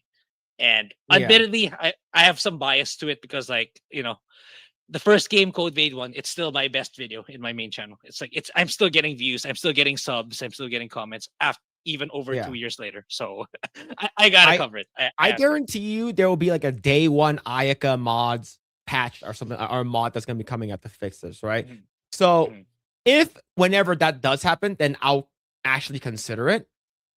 But I just feel like a lot of people are sort of like not wanting to buy this game anymore, right? But here's another one. Definitely hurt it definitely hurt the initial sales, and it's like Yeah. let's fictional example. Like it could have sold 5 million, but because of what they did, it became 3 or something like that. Yeah. You lost 2 I think million, right? yeah, it's still gonna sell a substantial amount in my opinion, but it could have been better. Yeah. It's like Ghost of Yote situation. Like had they not been like vicious with the Charlie Kirk situation, it would have sold better. That's what that's how I see it. Yeah. Yeah, so Code Vein 2 added black pants to everything, even many outfits from the original game so it's not just the towel thing. It's also like they don't want you upskirting the characters. Right? Mhm. So here's the max chest settings. Grae, they nerfed it. Yeah, I can see They that. they freaking nerfed it. What the hell was this, man? This is like a B cup at most. Mhm. Grae, what's that girl's name? The mechanic. What's her name? Code Vein 1. Oh, I forgot to. Code Vein 1 mechanic. Let's see. Characters. Characters. Let's see. I know it's EO. EO's one of them. But who's the other girl? Wait, let me see if Who's the other girl with the massive honking titties? Chat will let me know. The Coco? What's her name? What's her name, chat? Is it Coco? yeah, think it's yeah, Coco, right? Coco. Yeah. All right. All right, let me zoom in here. This is Coco.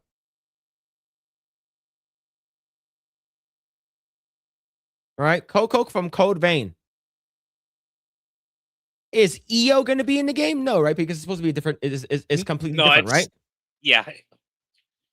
Actually, in my opinion, from there, I already knew they were gonna tone it down because of the difference between EO and the new girl. Because hers are a lot smaller than the EOs. So yeah, All right, so this is EO. yeah. That's EO, chat. hmm Yeah. So we're not gonna get this anymore, unfortunately. This is not gonna happen. But we still got Holly. That's the thing. We still got Holly in the Code Vein too. Yo, take it easy, 21 Palika. Palika having that man. But yeah. So this is Coco. She's a mechanic, a car mechanic. Mhm. And yeah, and we're basically getting this is the max boob size. I know there's some of the NPCs that have like massive tits. I get it. But the thing is that like a lot of people are very, very upset at this, okay? So so overall, a lot of people are upset, a lot of people are mad. And over here it says some people are saying, I hope people back off the body type A and B thing is a bit since it's not really true. Sure, there could be reasons for them making it. Dang it, a lot of people are mad. I wish they are trolling. It would be hilarious if they were, if you actually pick the Japanese language, right? This shorts meta is so damn annoying. What hurts is that I'm seeing a lot of cool stuff, and now this I'm so torn on this. Honestly, I love the first game. It was talking about the character creation. You couldn't tilt the camera during that. Again, this sucks, but amazingly, you have to look for it. Yeah, of course. The thing is that you don't think that every guy will do this that's attracted to women, that's not gay. You think everyone is going to be doing this shit, right? I had a little interest, but new ESG nonsense would impact it. Just confirms it's trash. Bro, Corporal Schlong has been thoroughly belated by these people. Best you can do is vote with your wallet. These fucking bastards. Yeah, Code Vein 2 is a non-binary. Yeah, and here's another one. Here's another example. Right? The original, and then they changed it. Right? So there are a lot of examples of this. And here's another one. Right? Of course, this is the original. This is the original, and then now they added black. This is the original, right? They added it, of course. And it says 3. Stop pretending. The original let you see up the skirts. That's how far the camera goes. If anything, the camera in 2 goes further. And of course, this is the original does in fact let you see up the skirts of the character. Got community noted. Yeah. Yep. A lot of people are mad. So for me, I might consider playing the game in the future. But as of right now, like I'm not gonna be like, oh, let's go in and fucking play it. Yeah, and for me personally, I don't think it's a good idea for you to do back-to-back 2 Souls games at once anyway. So finish one first and then see if you want to get. But for me, yeah, definitely after Dynasty Warriors, that's what I'm going through right now, the DLC, and yeah, I'll be playing this one next. So yeah, I'll be I'll be talking more about the gameplay because, like, here it's like it's either in this issue it's either you're on board or you're not. It's one or the other already. So I don't think I need to divulge on that further. Yeah. So so I guess another thing people are saying that like they patched the boob slider out in terms of like having it very, very massive. So there's already like a lot of things that people aren't liking about it. Yeah, so the thing is that now all we have to do is basically wait for the mods to come out, and in order for us to actually play you know, if you want to play it how I guarantee you like the original devs wanted this shit to happen. Right? Yeah, absolutely. Like Yeah, they actually want they actually want it, but the thing is like well the thing is that we have to adhere to ESG. And if you actually look at some of the character creations, like they look different from what we've been seeing. At least what we saw from original Code Vein. Right? The character just doesn't look as like anime, is a little bit more like it doesn't look as anime-ish, at least from what I've seen. But yeah, so you're gonna be getting it, right? It's coming out this week. You're gonna be yeah, getting it. yeah, yeah. Because I pre-ordered it some time ago because, like, you know, remember I told you I got a discount from Trails in the Sky first chapter. The additional money I got, I placed it here for this game. So Mhm. that's what happened. So that's why I pre-ordered it well in advance. So, and I really wanted to cover this game anyway, given how well my video on Code Vein 1 was, because that one's doing really well. So I'd be an idiot not to cover the second game. Yeah. Yeah, so of course if you have Grums here who has a big following, right? Okay, gets a yeah, he has about 290,000, and of course uh Elon Musk follows him. He said, so we all saw this coming. Code Vein went from waifu souls like to censored crap shorts and characters customization and body types A and B confirmed. Don't buy it. You should be furious like if you like the first original. Absolute crap. And you know who is to blame? The ever-present activist Western localization department who advise on what modern Western gamers want. Time to AI. So yeah. I think like I said, I'm pretty sure the game is gonna be fun. Don't get me wrong. Yeah, I think that's like what I think it's too. Grae. I've been Grae does not really care too much about aesthetics that much. That's like Grae's like second thing that he's actually using. His first thing is story and gameplay. I think that's fair. But for me, I think all three of them are important. If the character has to look cool and hot, and I don't want them to be either. But yeah, go ahead. Sorry, I already cut you off. that's the thing. It's like it's they were trying to toe the line, dude. It's like if everyone was like super ugly, you cannot make it, you know, all your characters like hideous and kind of like Dragon Age the Veilguard, where they highlight, you know, the surgical scars. For me, that's really too far already. So in this case, like you can still make your character attractive, just not you cannot see the what's underneath. That's the thing. So, but yeah, I'll see. I get because like I did watch a lot of the gameplay videos. I did like the changes they made. Like, you know, you can customize the way how you use your partner character, whether they fight alongside you or you get an added buff. I'm really interested in those mechanics. Mhm. So yeah, I'll be making video talking about the gameplay per se and how much I like the story and the characters. So yeah, it is what it is. Yep. Let's see. Okay. Mitchell Fields with the 5. When you say it is better for you to masturbate to a fake woman, does that include a guy using an AI filter to be a woman? I do have a question. If you don't know that guy, if you don't know the AI is a guy, is it gay? Or better question is, if you know it was a guy and you masturbated anyways, is that gay?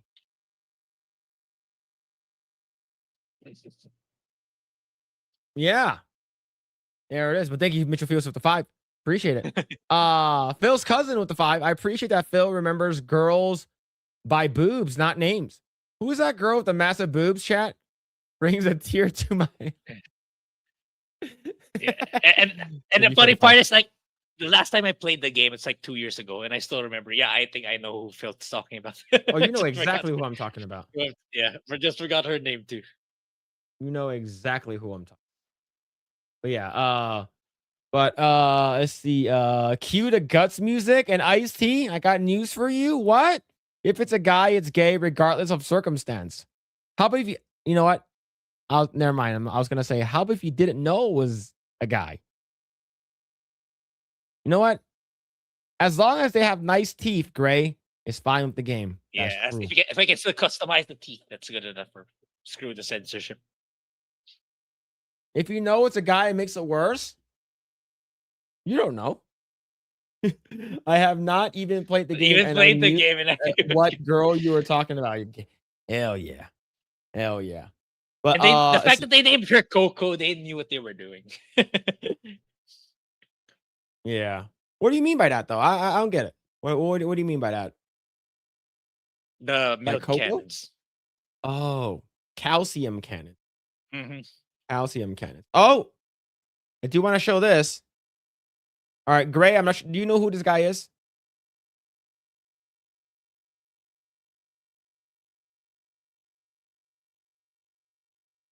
Okay.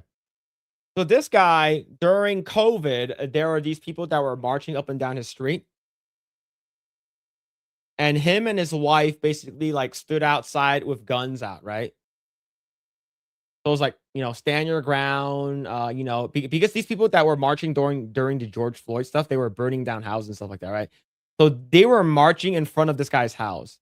So him and his wife came out with this gun, and this guy got in trouble for because he brandished a gun, right? During those George Floyd riots, and he got his gun taken from him, and he got in trouble for it, right?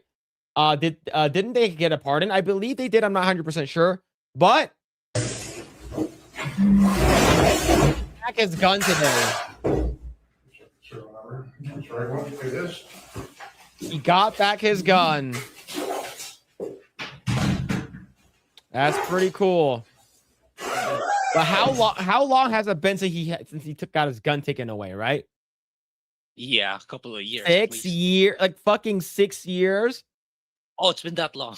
Yeah, great. It's been freaking 6 years since COVID. Time flies.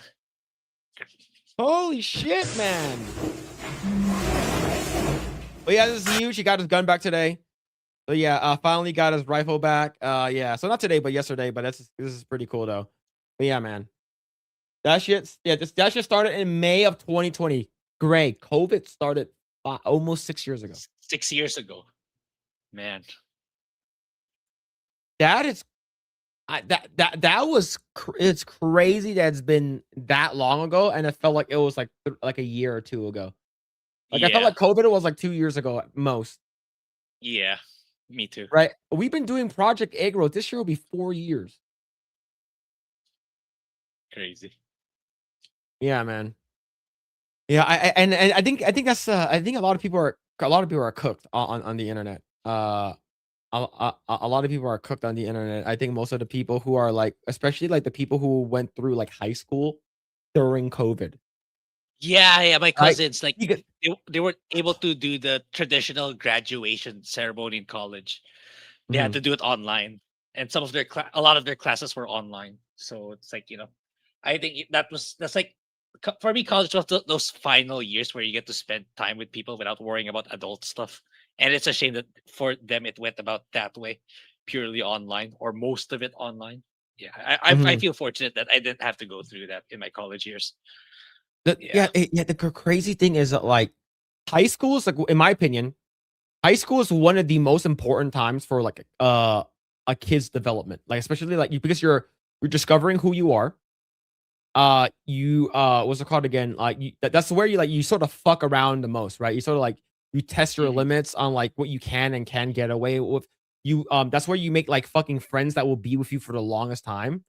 And like that's where you find like where you belong. Most of the time, like all that shit happens in high school. And that shit was all on the internet. Yeah. Right? Like you fucking start you start the internet. When I say internet, you start going to high school in like 19 I mean not 19 fuck I'm fucking old now. You start going to high school in like 2019, right? You graduated 2019, or you graduate 2018, and then like you take 1 year in high school, because freshman you're still finding your place in life, right? It's typically like sophomore, junior, and senior year is sort of like where things sort of like solidifies, right? And if you were living in these like fucking blue states, you were basically locked in until like end like near like probably like end of 2023. Right? Unless you were in Florida, like you were locked down for like a week or two, and you're like, you know what, fuck this shit. We're opening it back up, right? Fuck this shit. So yeah, so that means that in 2000 you're a sophomore, 2001 you're a junior, 2002 you're a senior. Like yeah, you're basically you're cooked. Yeah. Like yeah. So yeah, see, it's just it's just like a lot of people like that's where people have a lot of growth and stuff like that. That's the reason a lot of people like fuck the government and shit like that. They rebel and stuff. Right? Too much is made of social disruptions via the pandemic. People got over the Spanish flu and it was the worst. People bounced back. Yeah. Plus most places did not close their schools. California, Here everywhere closed. In the Philippines, it did. It definitely did. Because like I have cousins who were studying at the time, who were at college or at high school or grade school. So yeah, definitely closed here. Yeah. So if you guys don't know, if you guys are living in a red state, you guys are lucky, especially if you're living in Florida. You guys were very, very lucky. Schools here were closed. Grae, do you know what Gavin Newsom did, right? Did I tell you? Hold on, let me bring up Gavin Newsom.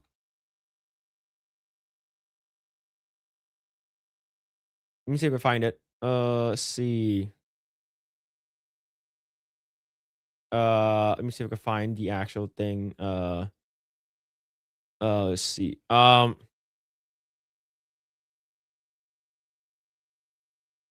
So there during COVID, there was these people that were rebelling, right, during COVID. I'll bring this one up, right? All right. So they were going to like the skate parks, like the skateboard parks, and they will like do like tricks and stuff like that because these people are rebels, right? So what Gavin Newsom did was like, let's go ahead and fucking fuck them up, right? Let's fuck them up by putting sand in the skate park so they can't skate. Mind you, there was nobody at the beach. There was nobody at the skate park. Maybe one or two people, like people the most, right? One or two people. They were social distancing. They were wearing a mask. He brought in fucking dump trucks to dump sand in there so they can't skate.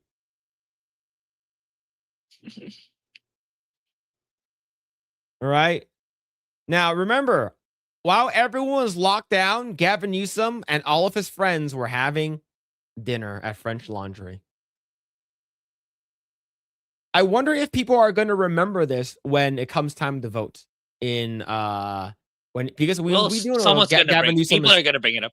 Yeah, he's gonna run, right? Oh yeah, like I guarantee you, what's it called again? JD Advance, he's going to be fucking bringing this shit up. Right? Phil, even in California places, did not lock down. He proclaimed it on TV. The vicious county said no. The bigger cities like Frisco, San Diego closed down. Yeah, my county didn't close down because I lived in the red county. But like LA County, where like all my family members are, like all my cousins, all like my nephews and shit like that, like they're all in LA County. So like, yeah, they got messed up, right? So like they had to close down and everything, like, and everyone was like, did you get your Pfizer? Did you get your Moderna? Did you get your Johnson & Johnson, AstraZeneca and shit like that? That's just crazy, right?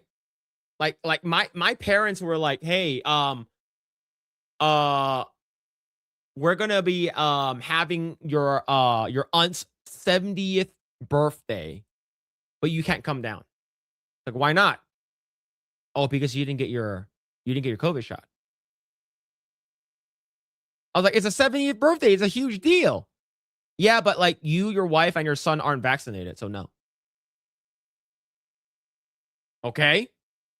Like that, we were like not invited to many things because we didn't get the shot. We didn't get the jab. It was fucking crazy. And the thing is that like it's like, oh, but it's like, oh, we're not saying that it's a vaccine. We're saying that if you got it and if you get COVID, you won't die from it. You know what happened? I got COVID. I didn't die. I got over it in like a week. Stupid. I wonder if those hot girls are still posting those signs out there. I'm not sure if you've seen those.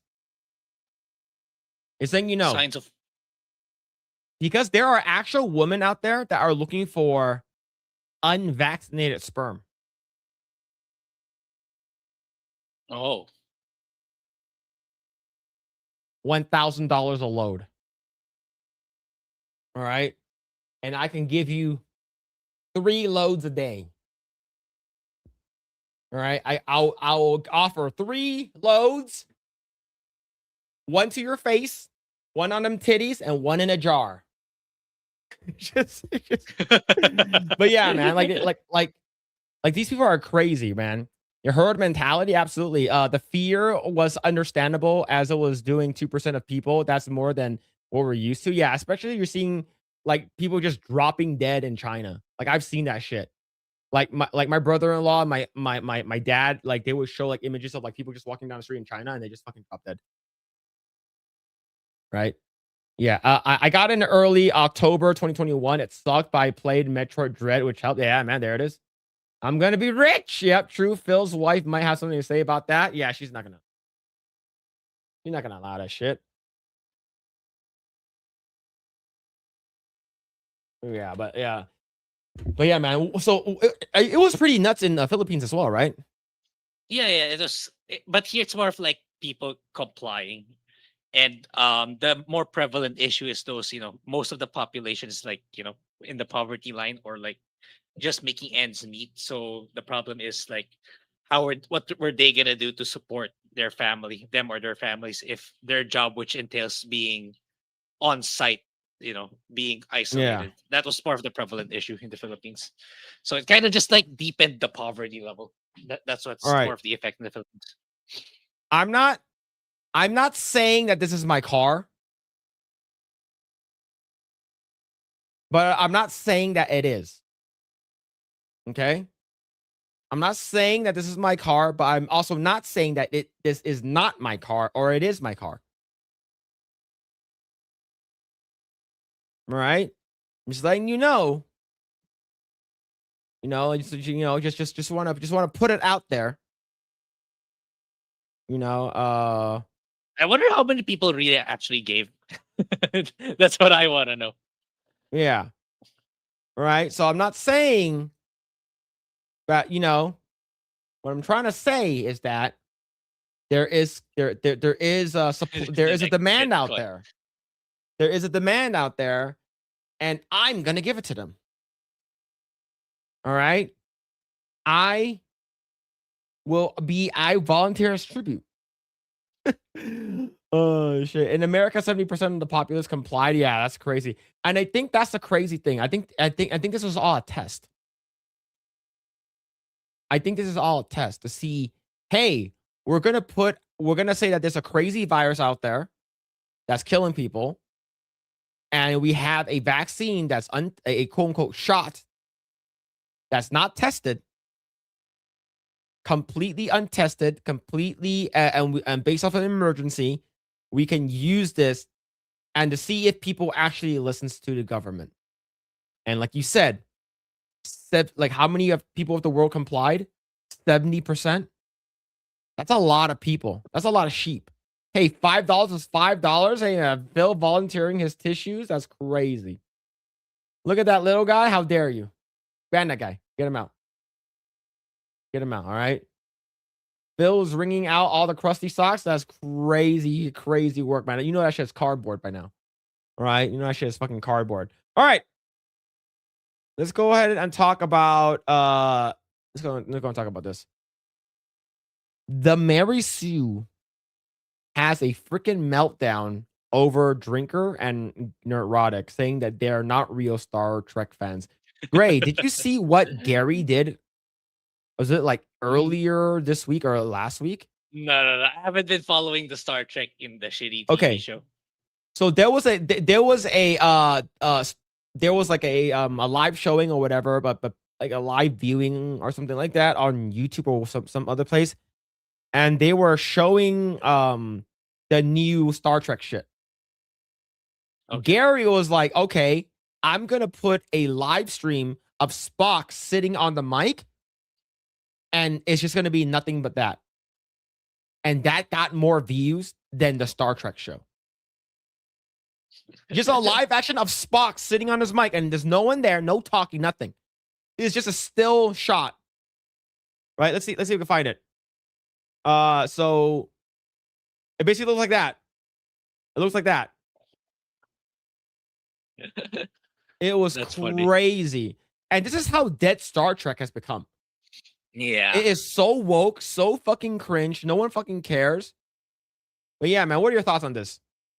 Yeah, I think you get what you deserve after ruining a franchise over and over again, kind of like Doctor Who and the other similar IP, big established IPs. And yeah, until we talked about this earlier with Beardo and X-Wing, until it's people of passion who are really passionate about IP takeover, this is just going to continue. So hopefully sooner rather than later, since they're running they're running out of ESG DEI money. That's all I can say. And yeah, they were never the target mark audience to begin with. It's they like to complain a lot online, but when the time comes, they need to shell out the money. They're not going to be there, and that's Yep. what's been proven time and time again for the past 2 decades now. And yeah, some companies still are still in the learning phase of in the final stages of learning that these people do not have the money. So you got to go back to your primary target audience Yep. and learn from that mistake. Yep. So here it is. This is from the 15th, so it's about almost 2 weeks ago. You see, my live stream with Spock action figure in an empty chair beat Star Trek Starfleet Academy's 1,300 peak live viewers on YouTube in under 3 minutes. The 1,500 over here, and this is his analytics: 24,000 views, 18 new subscribers, 5,600 likes, 7,000 chats, and peak concurrent view of 3,300. Crazy. That is Yeah. fucking embarrassing. Yeah. Shut it down. Shut that Mhm. shit down right now. What the hell are you guys doing over there? Do people even care about Star Trek anymore? People, to be honest, if people did care, they just go back and watch the old stuff. Yep. Nobody cares about the new shit anymore, man. It's that bad. It's that awful. And they're mad is because they are fucking fools. They were made to look like fools. Yeah.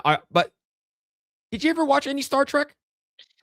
I remember watching one movie, the one with Chris Pine in it, I believe, and Spock. Okay. That only one.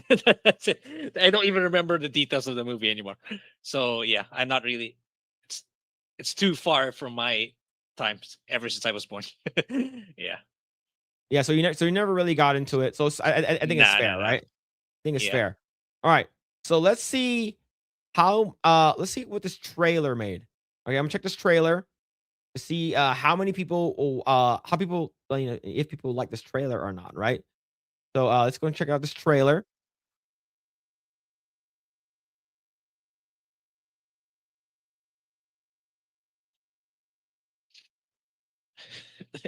That tiny like bar. So tiny. Yeah. That's bad. Yeah. Holy crap, man. So yeah, they are big mad. So this is the live stream. It's about an hour and 15 minutes.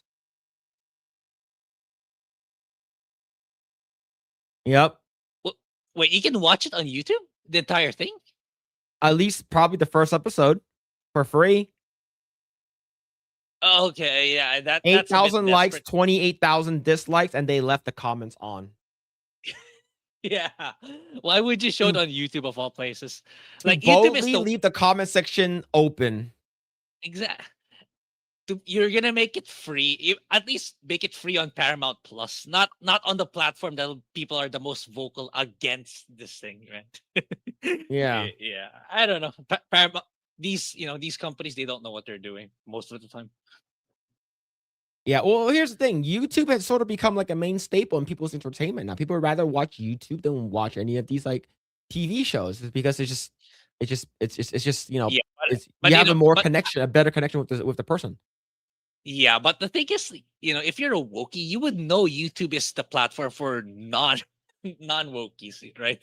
So I don't know. That's what I feel like. If I was a wokey working for Paramount, we gotta place it somewhere else for free, not YouTube, because Yeah. it's just it's gonna get ratioed.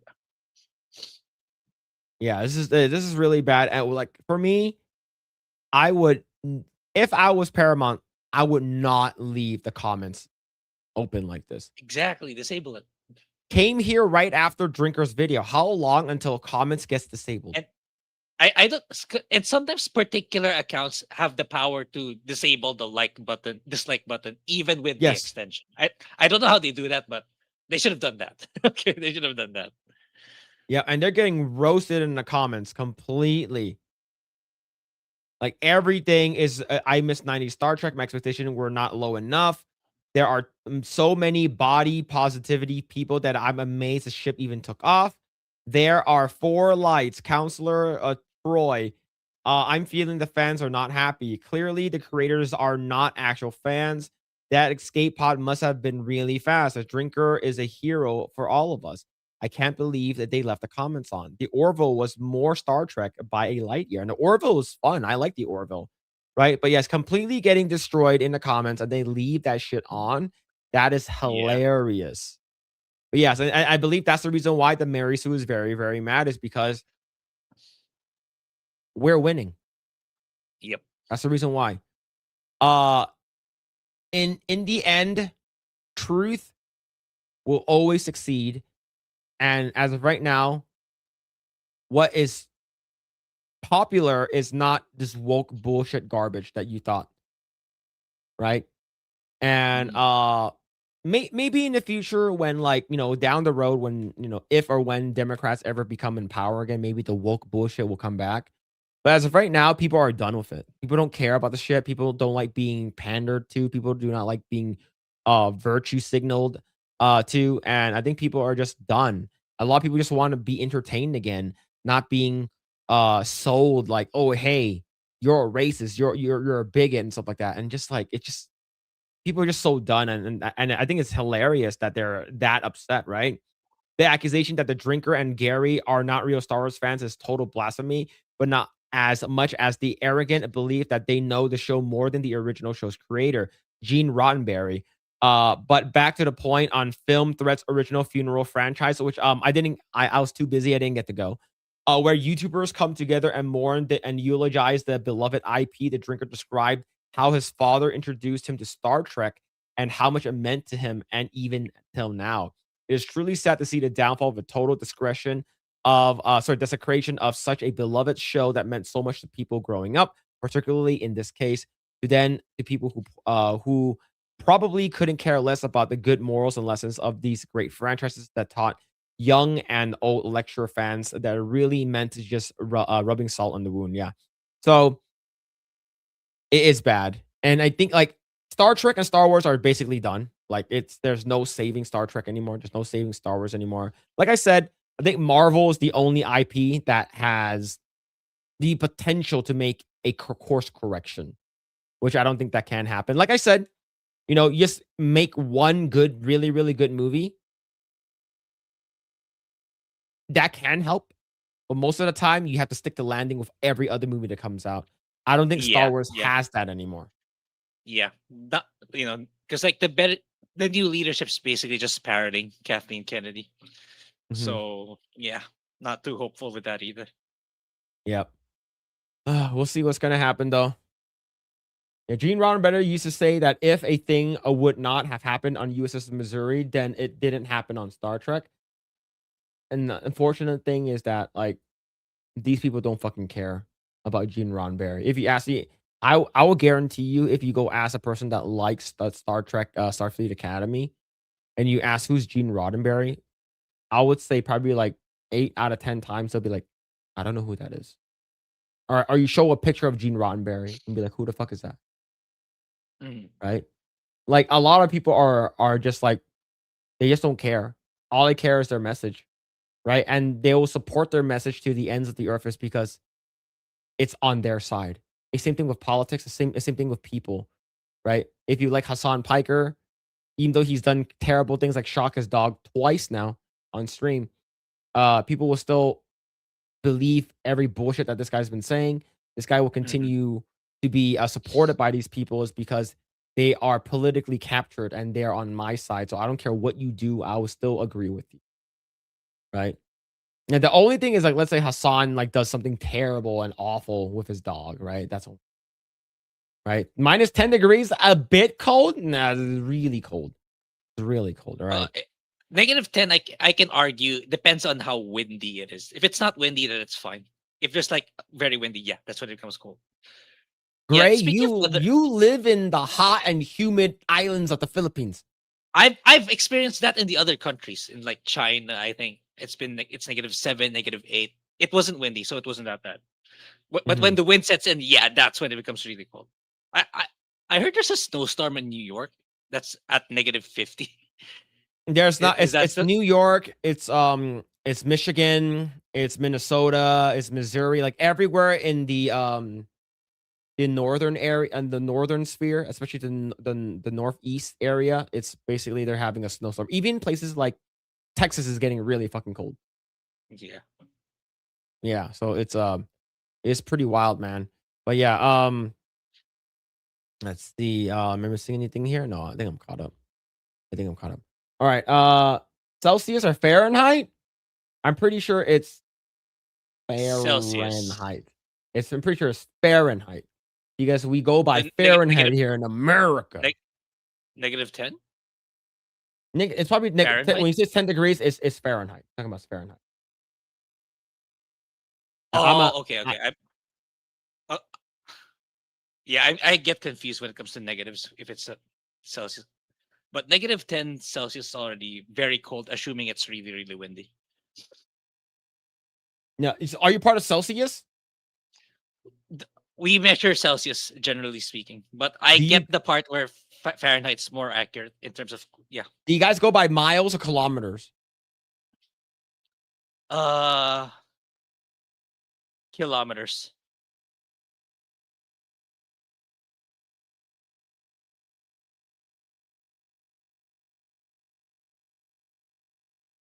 The Spaniards really messed you guys up, huh? Yeah, looking back in history, I wish the Japanese held on to us longer. Yeah, man. Yeah. A lot of things that the mentality, the cultures, the bad stuff, it's mostly from the Spanish. Yeah, agreed. Yep. Do you guys like Christopher Columbus? I wouldn't know, because like the education here is mostly about local stuff already. Like, once upon a time we were invaded by Spanish, then the US, then Japan. It's like in terms of like how it interconnects with American politics, not really. So I wouldn't know. I think it depends on person to person. Yeah. Well, are you going to be coming back to the US anytime soon? I know my mom said that we will sometime later this year, but yeah, it's like if I want to meet with you guys and everyone else, it's gonna have to be on my own, or at least I just have to take my mom with me. Because like my mom's saying, it's like, I was thinking it's like maybe in the Orlando meeting, but my mom's saying, since my grandmother and all my other relatives are going to it won't be possible because they can't walk that much anymore.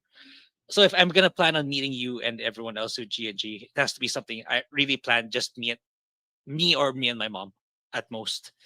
So I don't know. Maybe in October. Maybe I'll find a way in October. I'll let you know. Okay. All right, cool. Columbus went to the Philippines, but yeah, but Columbus is a Spaniard. Yeah, Phil was asking what people think about him. I don't think they really think that much about the personality. I don't personally, but they're trying to remove Columbus Day here altogether. Like they already started naming it like Indigenous Peoples Day. yeah. So gay. He's so freaking gay people. All right. Don't talk about this. So Yeah, this is sort of making its ways around the internet. I know a lot of people were very upset about this, but a lot of people are very, very happy about this. Ray, what are your thoughts on this? Yeah. I never knew this game existed. And now that I do, it's in my wish list. Yeah. You done a good job, Wokies. You done a good job. It's in my wish list now. I never knew anything about this game until you guys made a big deal about something so trivial again. So now it's in my wish list. Congratulations. Yeah. So if you guys don't know, there's this game that's coming out, and this guy's called a game's called Knight's Path. And Knight's Path basically say, how do you like female characters to be represented visually in RPGs, right? Bombshell, which is like big tits, massive, like huge boobs and stuff like that. Naturally Beautiful won at 52%. And then average realistic by 29. And then the uglier, the better. Who the fuck voted for this? 3%? 3.3 out of 540. Let's compute that. So, that is it should be 0.1 at most. Yeah, 18 people apparently voted for that. Okay. Yeah. That is crazy. Okay. That's not a lot to begin with, right? Yeah. But anyways, so this is what they did. It's like introducing Emily, one of the female characters you can form a romantic relationship with in the game. So this is what they created. Naturally Beautiful, right? This looks good. I like this. And of course, a lot of people sort of got a lot of things to say about it, right? So we will not include a modern dialogues in the game, but this particular one I've always found super funny. Okay, but if you had to go guess roughly when do you think you'll be making home from war? But this one is the one that sort of really popped it off. This guy right here, Robot Man, with a number 4. I hope you have some LGBT representation in the game. And he said, we care about gaming and not and fun, not modern agendas. And this got a lot of wokies very upset. It's open for pre-order, man? I just typed that in. I'm not sure if it's open for pre-order. Okay, I just typed it. Okay, like it's open for pre-order. So so a lot of people were very upset over this, right? Yeah. So of course I said pre-ordered. Okay, Emerald Apple says it appears that people are sick of having contemporary modern political and cultural ideologies jury-rigged into games and narratives where it doesn't belong. It would just be an absurd to have a Warhammer 40K Astartes. I don't play Warhammer 40K, right? In medieval games, of course. Dan Best is wish listed, and if X-Wing says, haha, base wish listing. Exactly. Yeah, it's like, oh fuck, you're gonna make me pre-order. Okay, and Kate says, already was getting it. Now I'm defiantly am now and would do a giveaway. Quarter Black. Okay, a lot of people are very on the side of this, right? Very good. A lot of people are like, man, super base. But let's actually go to the post engagement. Okay. Quotes. Critical Drinker. Wish more game devs had this attitude. Another person says, lots of F words seething in quotes. None of you play or buy games. Kingdom Come Deliverance 2 bent the knee and you people shit on it, but now it's an example of a good game. You support it, right? Another person said, I was already going to buy the game day one. Stop giving me more reasons to support you. Dan Bass, you have my attention. Now follow it. Another person said, the developers said that they do not care about rainbow people agenda. Wokes accused them of not being historically accurate. Reading comprehension people.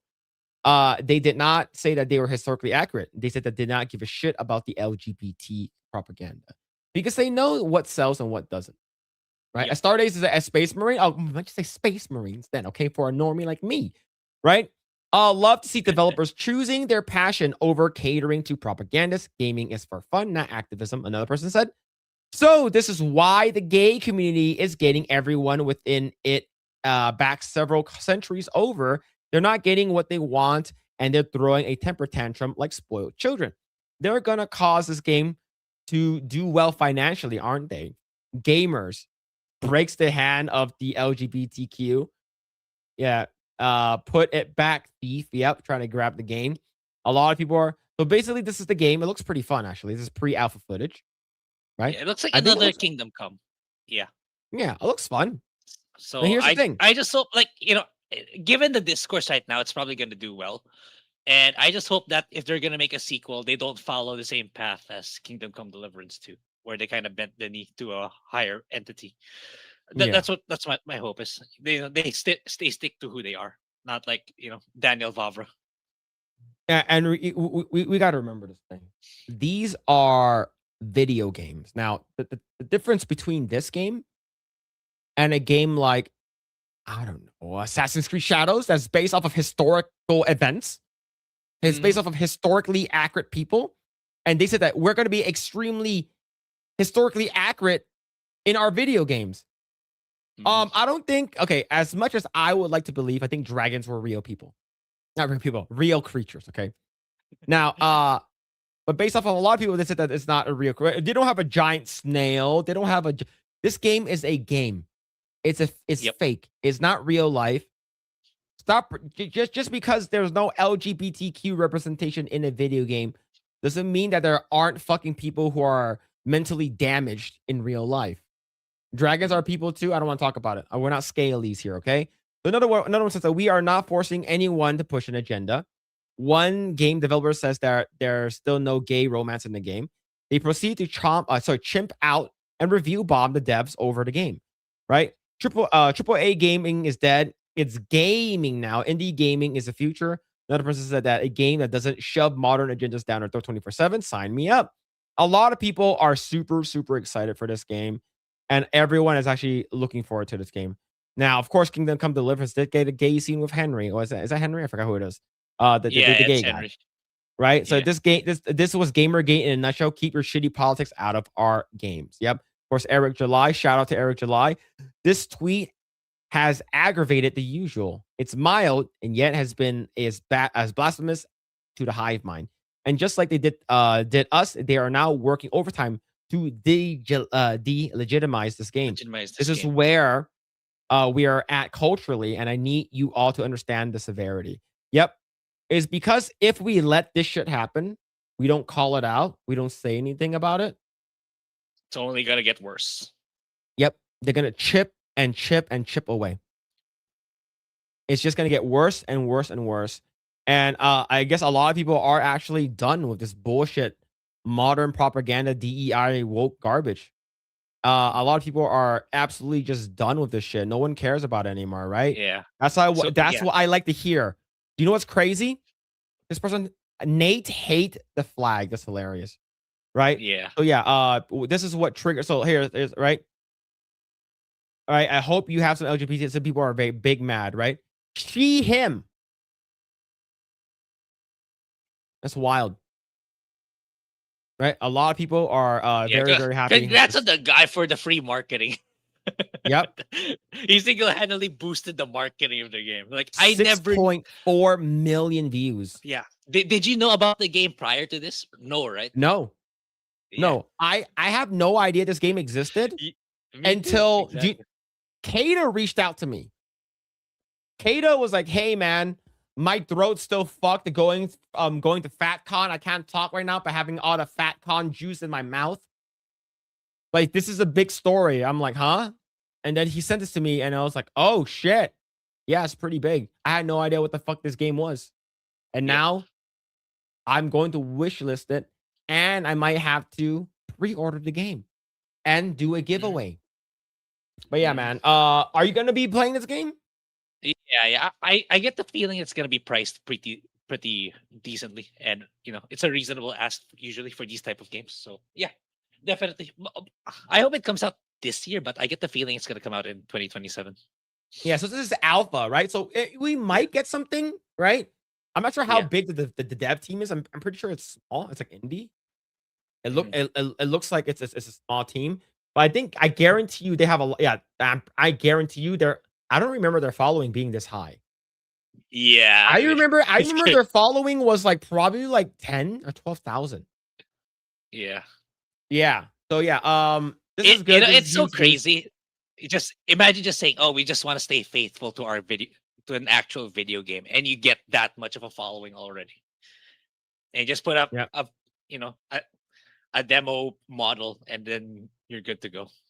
Crazy Yep. how the discourse of gaming has become. Yep. Imagine like not catering to like woke bullshit, and that makes your game really good. And it's funny, right? It's basically that tweet signal boosted this game everywhere. Now everyone's Yeah. like who are tired of this woke bullshit are like, yeah, let's go. It's good. It's a good thing. Let's see. Kata guzzling the fat cotton juice. That's wild. He said that he can't make a Geeks and Gamers play video because his throat's fucked up. He went to FatCon. There's fat con juice in the air. Okay? I'm just saying that it's you just connect the dots, all right? Got Harbinger. Did you guys see Vera Dark versus the range LSF Reddit mod on side scroller? She gutted him. No, but I do want to watch it. Grae, did you know that that Reddit moderator that we talked about last week on LSF live stream failed? he Side went to scrollers side brought him scroll? on. Side scrollers brought him on. Oh, okay. All right, let me see if I can find. Let me see if I can find a clip. Yeah, I haven't been that into the pop culture scene lately, but yeah, I should get back on it. All right, let me see if I can find it. See. Let me go to side scrollers really quick. I just knew there was a part 2 of him, but I didn't know that he was on side scrollers. He was on side scrollers. Okay. I see. Let me see. Vera Dark Droid. Let me see if I can find the clip where Vera just completely roasts him. Okay. All right, here it is. There we go. So I haven't seen this yet. I was working. I haven't seen this, but I heard that Vera Dark completely destroys him. I think that this is the dumbest shit ever. I gotta keep it a buck. I think that this guy is the perfect encapsulation of a Reddit user, and Reddit's filled with retards. I mean, in some ways you're right, but I guess I'll ask you a question. I am right. Do you think that social media matters? Like, do you think that X matters? Twitter matters? Yes, culture is influenced by social media. Yeah. I mean, and Reddit is 3 times as large as X or social media. I mean, so it's not as large as YouTube. Right. It's right below YouTube. But I guess what I'll say is, I'll agree that this is all stupid. But that's like kind of my point. It's like all these large platforms, or this large platform, has eyeballs, has all these views. I don't believe that the platforms are stupid. I think that you, as a person, are being ridiculous. I didn't get to watch the whole thing, but there's a lot of clips on this. There's a lot of clips on this. Okay, so it's so it's here's another one. It says, is this history's worst Freudian slip? Playing fuck, marry, kill with Reddit moderator didn't exactly go as expected. Oh no. Fuck, marry, kill Karl Marx, Joseph Stalin, or and Rachel Ziegler. Which kill would all you? of them. You're going to kill them all? Yeah. Wow. Okay. But that's not the game though. You got to fuck one, you got to marry one, you got to kill one. So I'm going to hold your feet to the fire here. I guess. Whoa! Rachel's. Did you say that? Oh, I'm sorry. You said what? Rachel's a girl, so I guess marry, fuck her. And then I killed Joseph Stalin, and then marry Karl Marx. I don't know.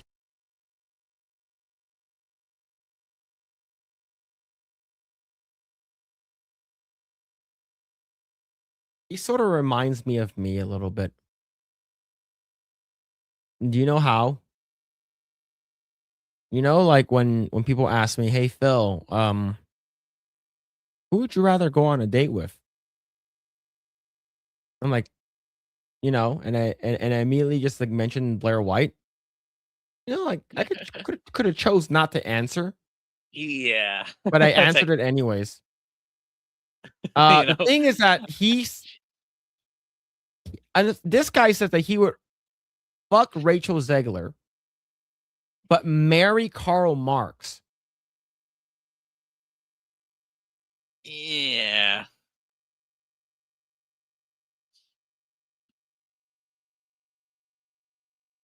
That's sort of cringe.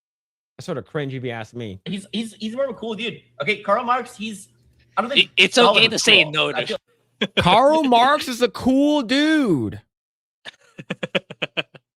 The guy who believes in Marxism. Look at Blab's face.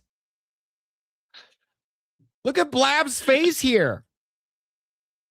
Look at what when he said Karl Marx. Look at Vera Dark's face. I think Stalin Yeah. was cool, but I feel Stalin was Oh, it was cool. cool. he's more of a cool dude. Okay, Karl Marx. I don't think Stalin was cool, but I feel I don't like think Marx. He had something going for him. Okay, I don't think Stalin was cool, but Mark has something going. Holy There's like a movie about him. fuck, bro. Jesus Christ. Let him talk. That's a good question. Good question. Go ahead, Vera, and go ahead, Nothing Brian. to say. Well, why was he cool? I'm curious. Why was he cool? No, I remember I saw a poster of something called Young Marx. It was like a movie in France, and he looked hip in that one. His new pictures, like his old pictures. Remember when I tell you that like girls vote with their emotions and stuff like that most of the time. Like if this guy looks cool, like there's a reason why George W. Bush won the presidential election amongst a lot of the older people over Al Gore's because these old ladies would rather fuck him. This guy was like, yo, this guy looks pretty cool. I want to fuck him. I want to marry him. I'm going to put a ring on it. That's why he said marry Karl Marx.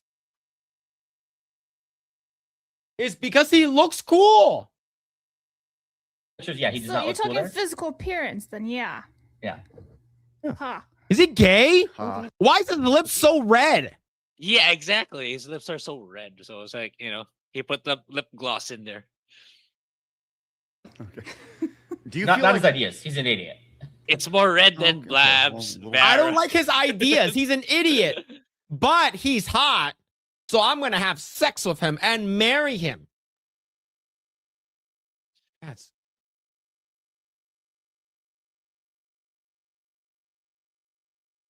This guy's crazy.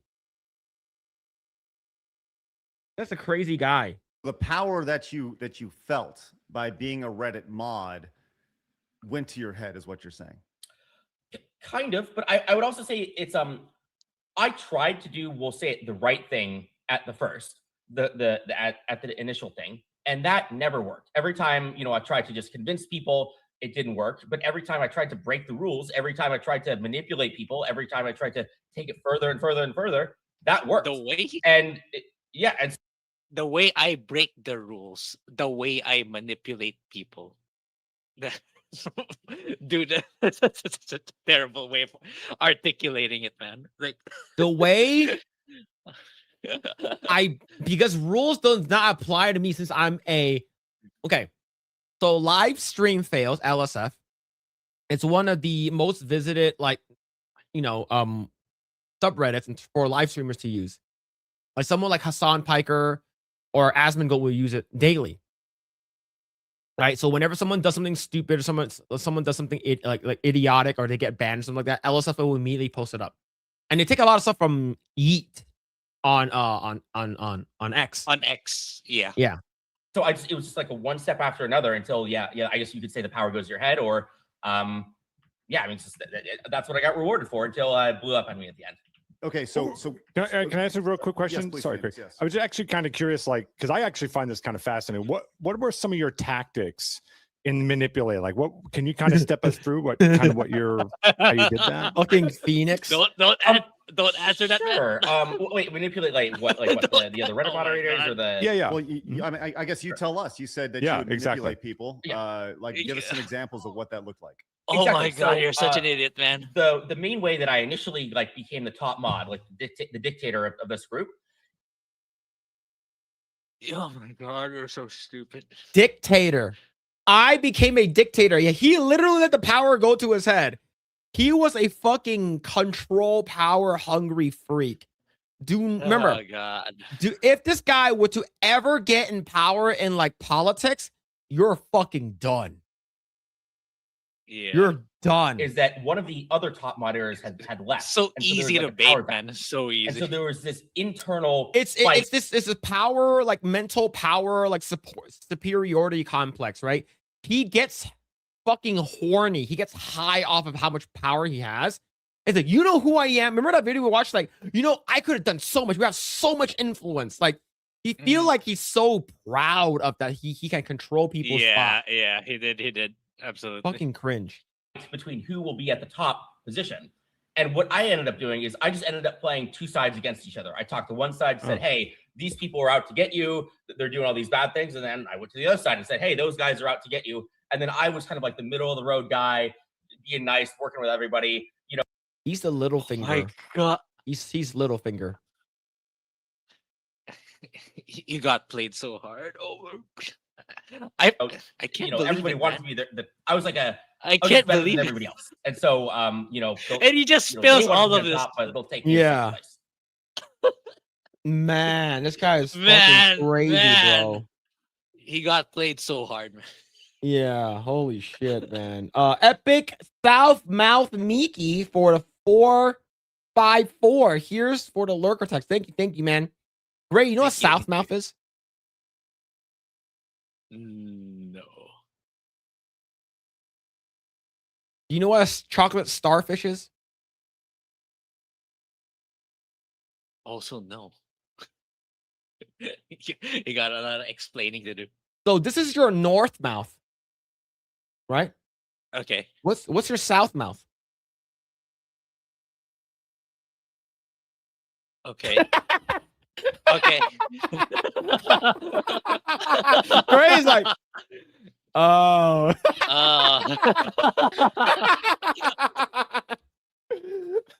That slow realization is hilarious. You're like, okay. Okay. Okay. All right. I get it. Oh, fuck, man. That is fucking crazy. Oh, shit. Thank you for the 454. All right. All right. I do want to talk about this. I think this is fucking cringe as fuck. And let me see if I can find this. Oh, okay. Let me see if I can find it. Let me see if I can find the exact one I'm talking about.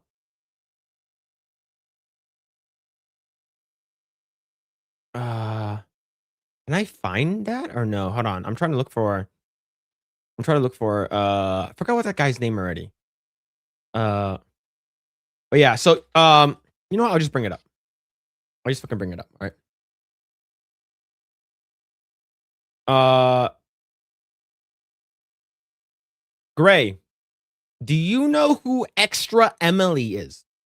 Yeah. I know she's pretty notorious on Twitch too. Okay.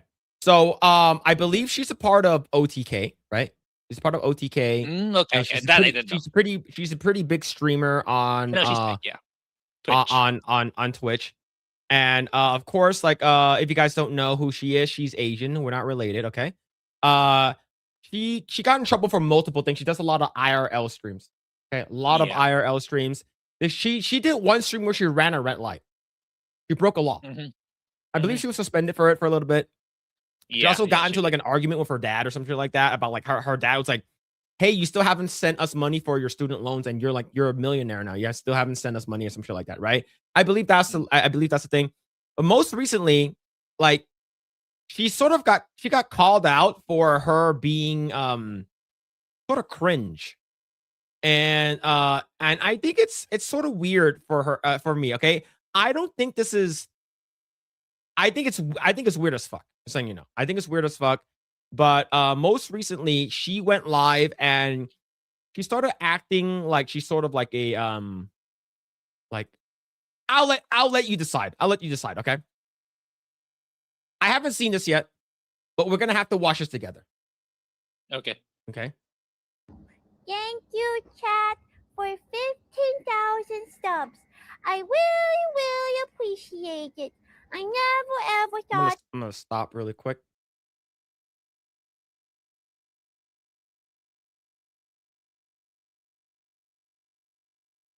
Okay. All right. Calm down a little bit. That I would hit so many subs, so thank you for your support.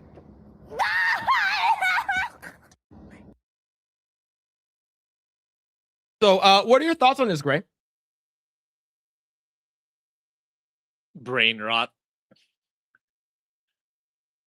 Ugh, man, the simp army. Yeah. You can be a girl. You're mildly attractive. You can do a lot and get away with it. Is because guys will be tolerant of you is because you're nice to look at. Okay. Yeah. Imagine if it's a dude who made this. Yeah. All right, chat. Imagine if I was like, oh, chat, thank you. Oh, no, thank you for all the subs. It's like, what the fuck? What am I looking at? Immediately lose all the subscribers and all the following that I've got. The fuck with that? Why? But yeah. Now, when people say that girl privilege, pretty privilege, women privilege, this is what the shit we're talking about, okay? Mm-hmm. All right? This is the shit that we're talking about, okay? So this guy named Don Lucre, I don't know how to say his last name. Developing 28-year-old streamer Extra Emily has been going viral after viewers that aren't fans of streaming content learned that she acts like a toddler and her audience thinks it's adorable. The criticism started on X after this video started going viral, introducing Emily to audiences that have never seen her. So imagine if you're watching her first, like, you know who she is, and this is the first video you see. Yeah. I guarantee you, just mimicking her, I have lost like 50 subscribers already. I believe that's fair. Okay, so he called this guy. This guy is pretty popular, right? He has 1.6 million followers, right? He's pretty popular. He's outspoken. He's pretty based, and a lot of people are like, man, pushing 30s, no husbands, no kids, time's running out. Don't care who you are. If you do this shit from a 20-year-old, you're weird. Not good, kind of weird either. She's useless to society. Who are these the losers that watch and enjoy her? There are a lot of simps out there, okay? There are a lot of simps. So Extra Emily has a pretty big following on what's it called again? X as well, right? This is her right over here. Professional Hooligan OTK Network, Extra Emily, and she has a YouTube channel, and she has 173,000 followers here, and her YouTube has 314,000 followers. Now, I've seen her earlier stuff before because I didn't know who she was, and she was like an up and coming like streamer, right? And this is her back then. This is 5 months ago. Like she didn't. I'm not sure if she ever acted like this to begin with, but this is her. She has 314,000 subscribers. She has 910 followers. My bad. 910,000 followers. Almost 1 million followers on there, and she has 351,000 followers on Instagram. Not a small content creator, mind you. Okay, she's also a part of OTK. Mm-hmm.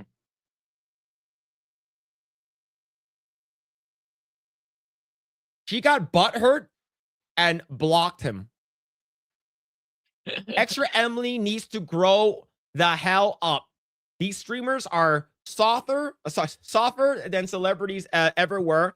They make the worst choices known to man on camera and get mad. And when you report on, if nobody reports clips or speaks about you, you don't exist. When they fall off the unblock people like me in hopes that we talk again. We can talk about them again, right?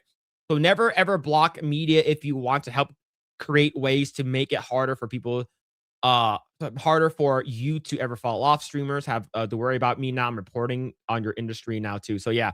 So this guy, he never really talked about like streamers and stuff like that. He talks about like politics and news and stuff like that, right? But yeah. Okay. So the thing is, what are your thoughts on this overall? How like she's behaving? Remember, chat. Just because she's Asian doesn't mean that we're related. Okay, we're not related. All right, we're not related at all. But the thing is that she does a lot of IRL streams. Okay, she does a lot of IRL streams. So, Grae, what are your thoughts on this? Well, it's her audience basically. Same with Pokimane, you know, it's the same Pokimane. Like, at the end of the day, like, despite how cringy it is, how bad it looks for us normal people, there's always going to be an army of simps funding their lifestyle. So there's really nothing we can say about it. You know, we don't really have much power over it because like the simps will always keep showing up, paying subs, them hoping, you know, that personality will sleep with them or date them one day. That's the way the world works, and I don't know. It's up to the simps for them to realize that, you know, for them to grow up that, you know, that you stand to gain nothing by continuing to financially support this creator. Yeah. Well, here's the thing though. She has a lot of tier 3 simps. Okay, not as much as Pokimane, but she does have a lot, and she made a follow-up video on that. This is her follow-up video, okay? Like the internet as a whole. Okay, I don't mean to. I don't even know. I shouldn't talk about it. But I think Twitter is especially so cruel to women. Okay, I just think like. What do you think about what she said? Imagine if a dude did the exact same thing and posted it on X. What do you think is gonna happen, X or Emily? What do you think is gonna happen? Do you think people are gonna say, "Oh, base man, that's so cool. I want to financially support you"? Yeah, sure. Yep, sure, whatever.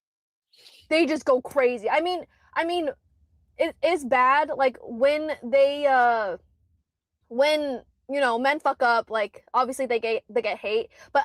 I mean, I don't know, maybe because I'm a woman, but like I see these women getting so much hate for like, and I'm like, oh my God. I'm like, is it because they're women or like did they fuck up? And I'm like, it's just really scary. Like Twitter just hates women so much. No, we don't hate women. We love women. We love having sex with women. We just fucking call out cringe when we see it. Right? Just because you can do it doesn't mean you should do it. Yeah. Right? And the thing is that your chat enables you and your chat emboldens you. Right? So, and the thing is that like I've been reading some of her chat over here on the corner.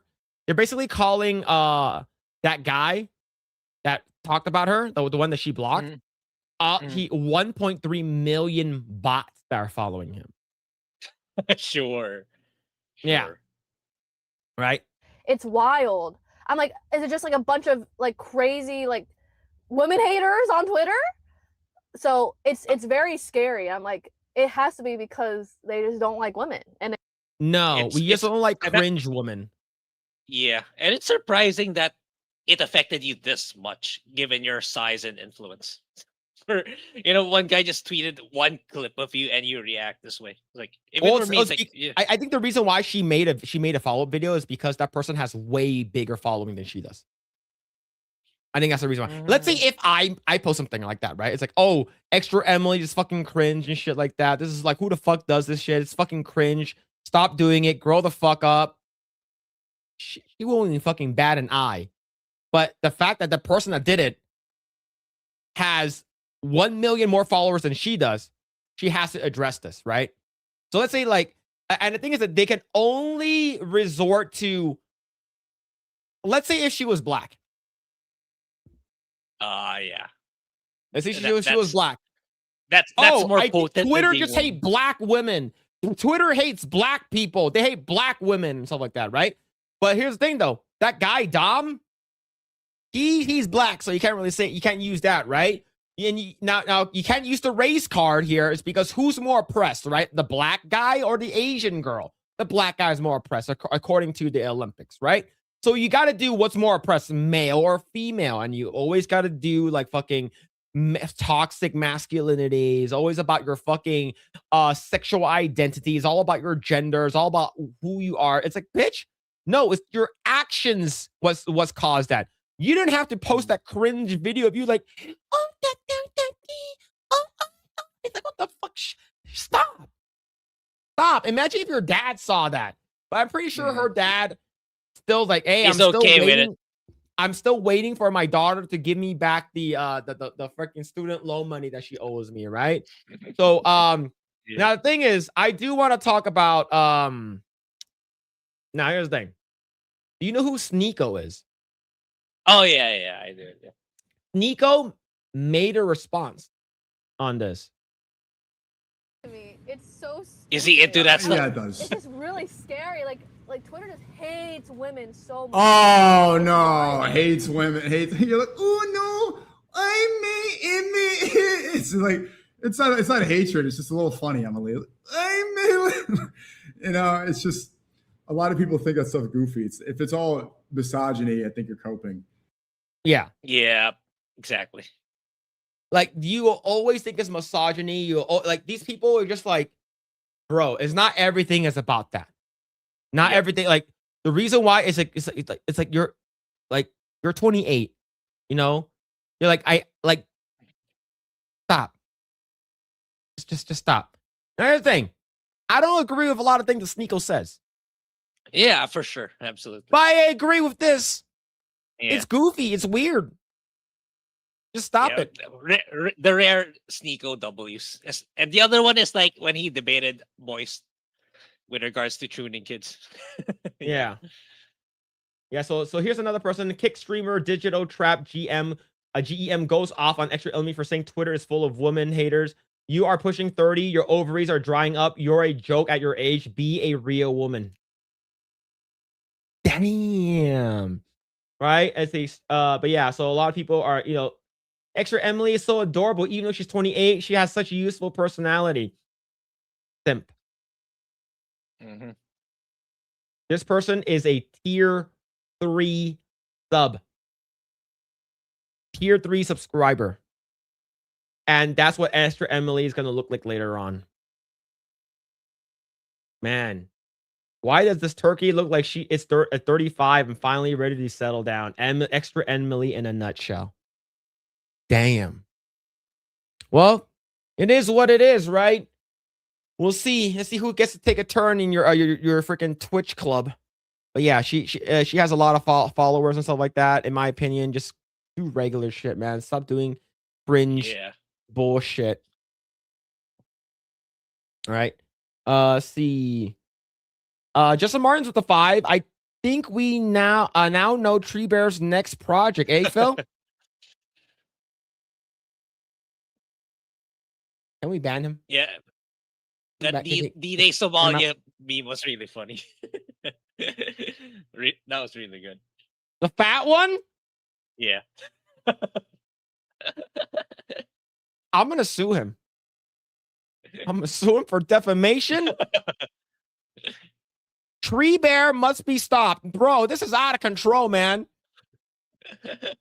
Yeah. I get you clowning on Jeremy. But what the fuck? What the hell did I do to you? What did I do? Why do I look like that? Chat, whenever Tree Bear pops in, just ban him. I don't want to hear it anymore. Just ban that guy. I never did anything bad to him. Tired of the nonsense. Ridiculous. I'm gonna sue. I'm gonna sue him. All right. Let's see. Mitchell Fields with the 2. Grae teeth score. Grae. The one with Extra Emily. Yeah. It has to be a 0 because according to her, that's just the baby teeth. I need to see the real ones. That's crazy. Those are just baby. Those teeth are gonna be gone.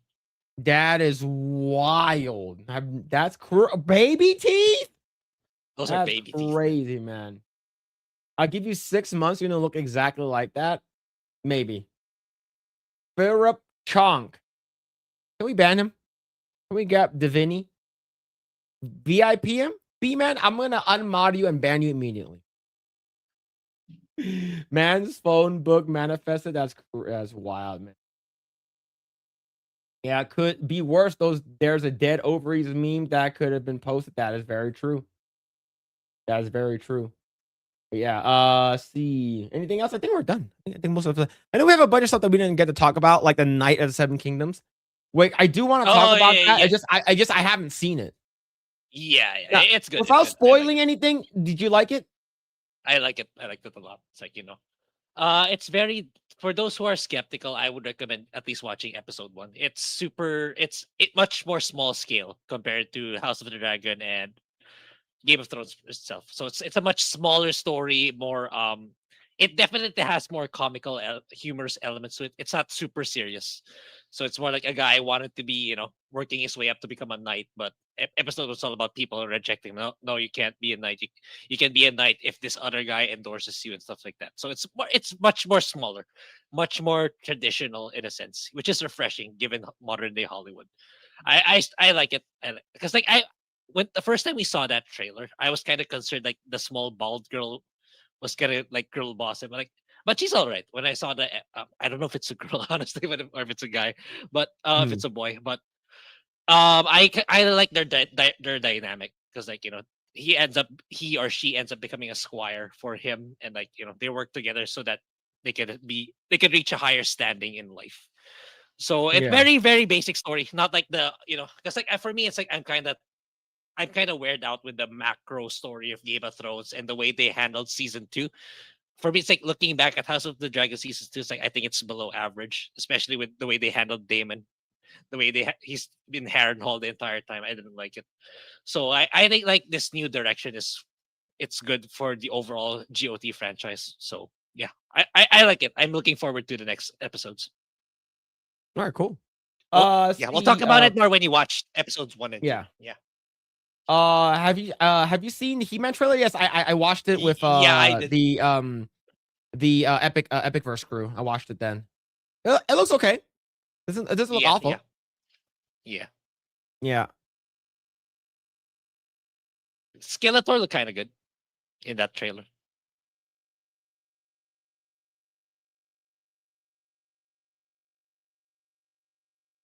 Why do I see boobs? Yeah. That's what I saw too. These are boobs, right? Yep. Maybe it needs some massaging. Right? I feel like I can massage these breasticles. But yeah, man, it's pretty crazy that it actually looks like that. It's crazy that that's the actual this is not AI generated or anything like this. This is how the map is crazy. But all right. I think we're caught up with everything. Let's see. I don't think we have anything else. Yeah, I think we're caught up. Time for me to turn in Boyos. Catcher, just take it easy, Mr. Milktoast. Yeah, that's some Arctic boobs. Yep, that's exactly it. But anyways, chat, I think that's it for the show. Hope you guys enjoyed tonight. Subscribe to everyone.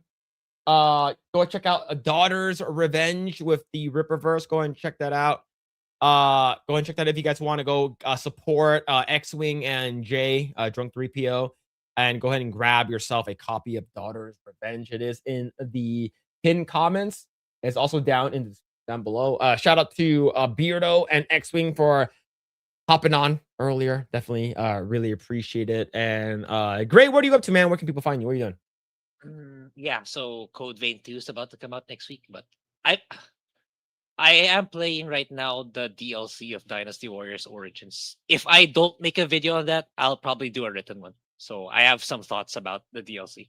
So that's what I'll probably do. Then I'll play Code Vein 2, then make a video on that. So my stuff are down below in the description. All right.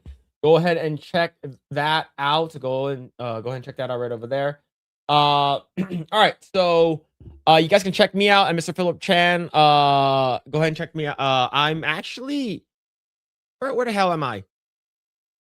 I'm a little bit past I'm almost at like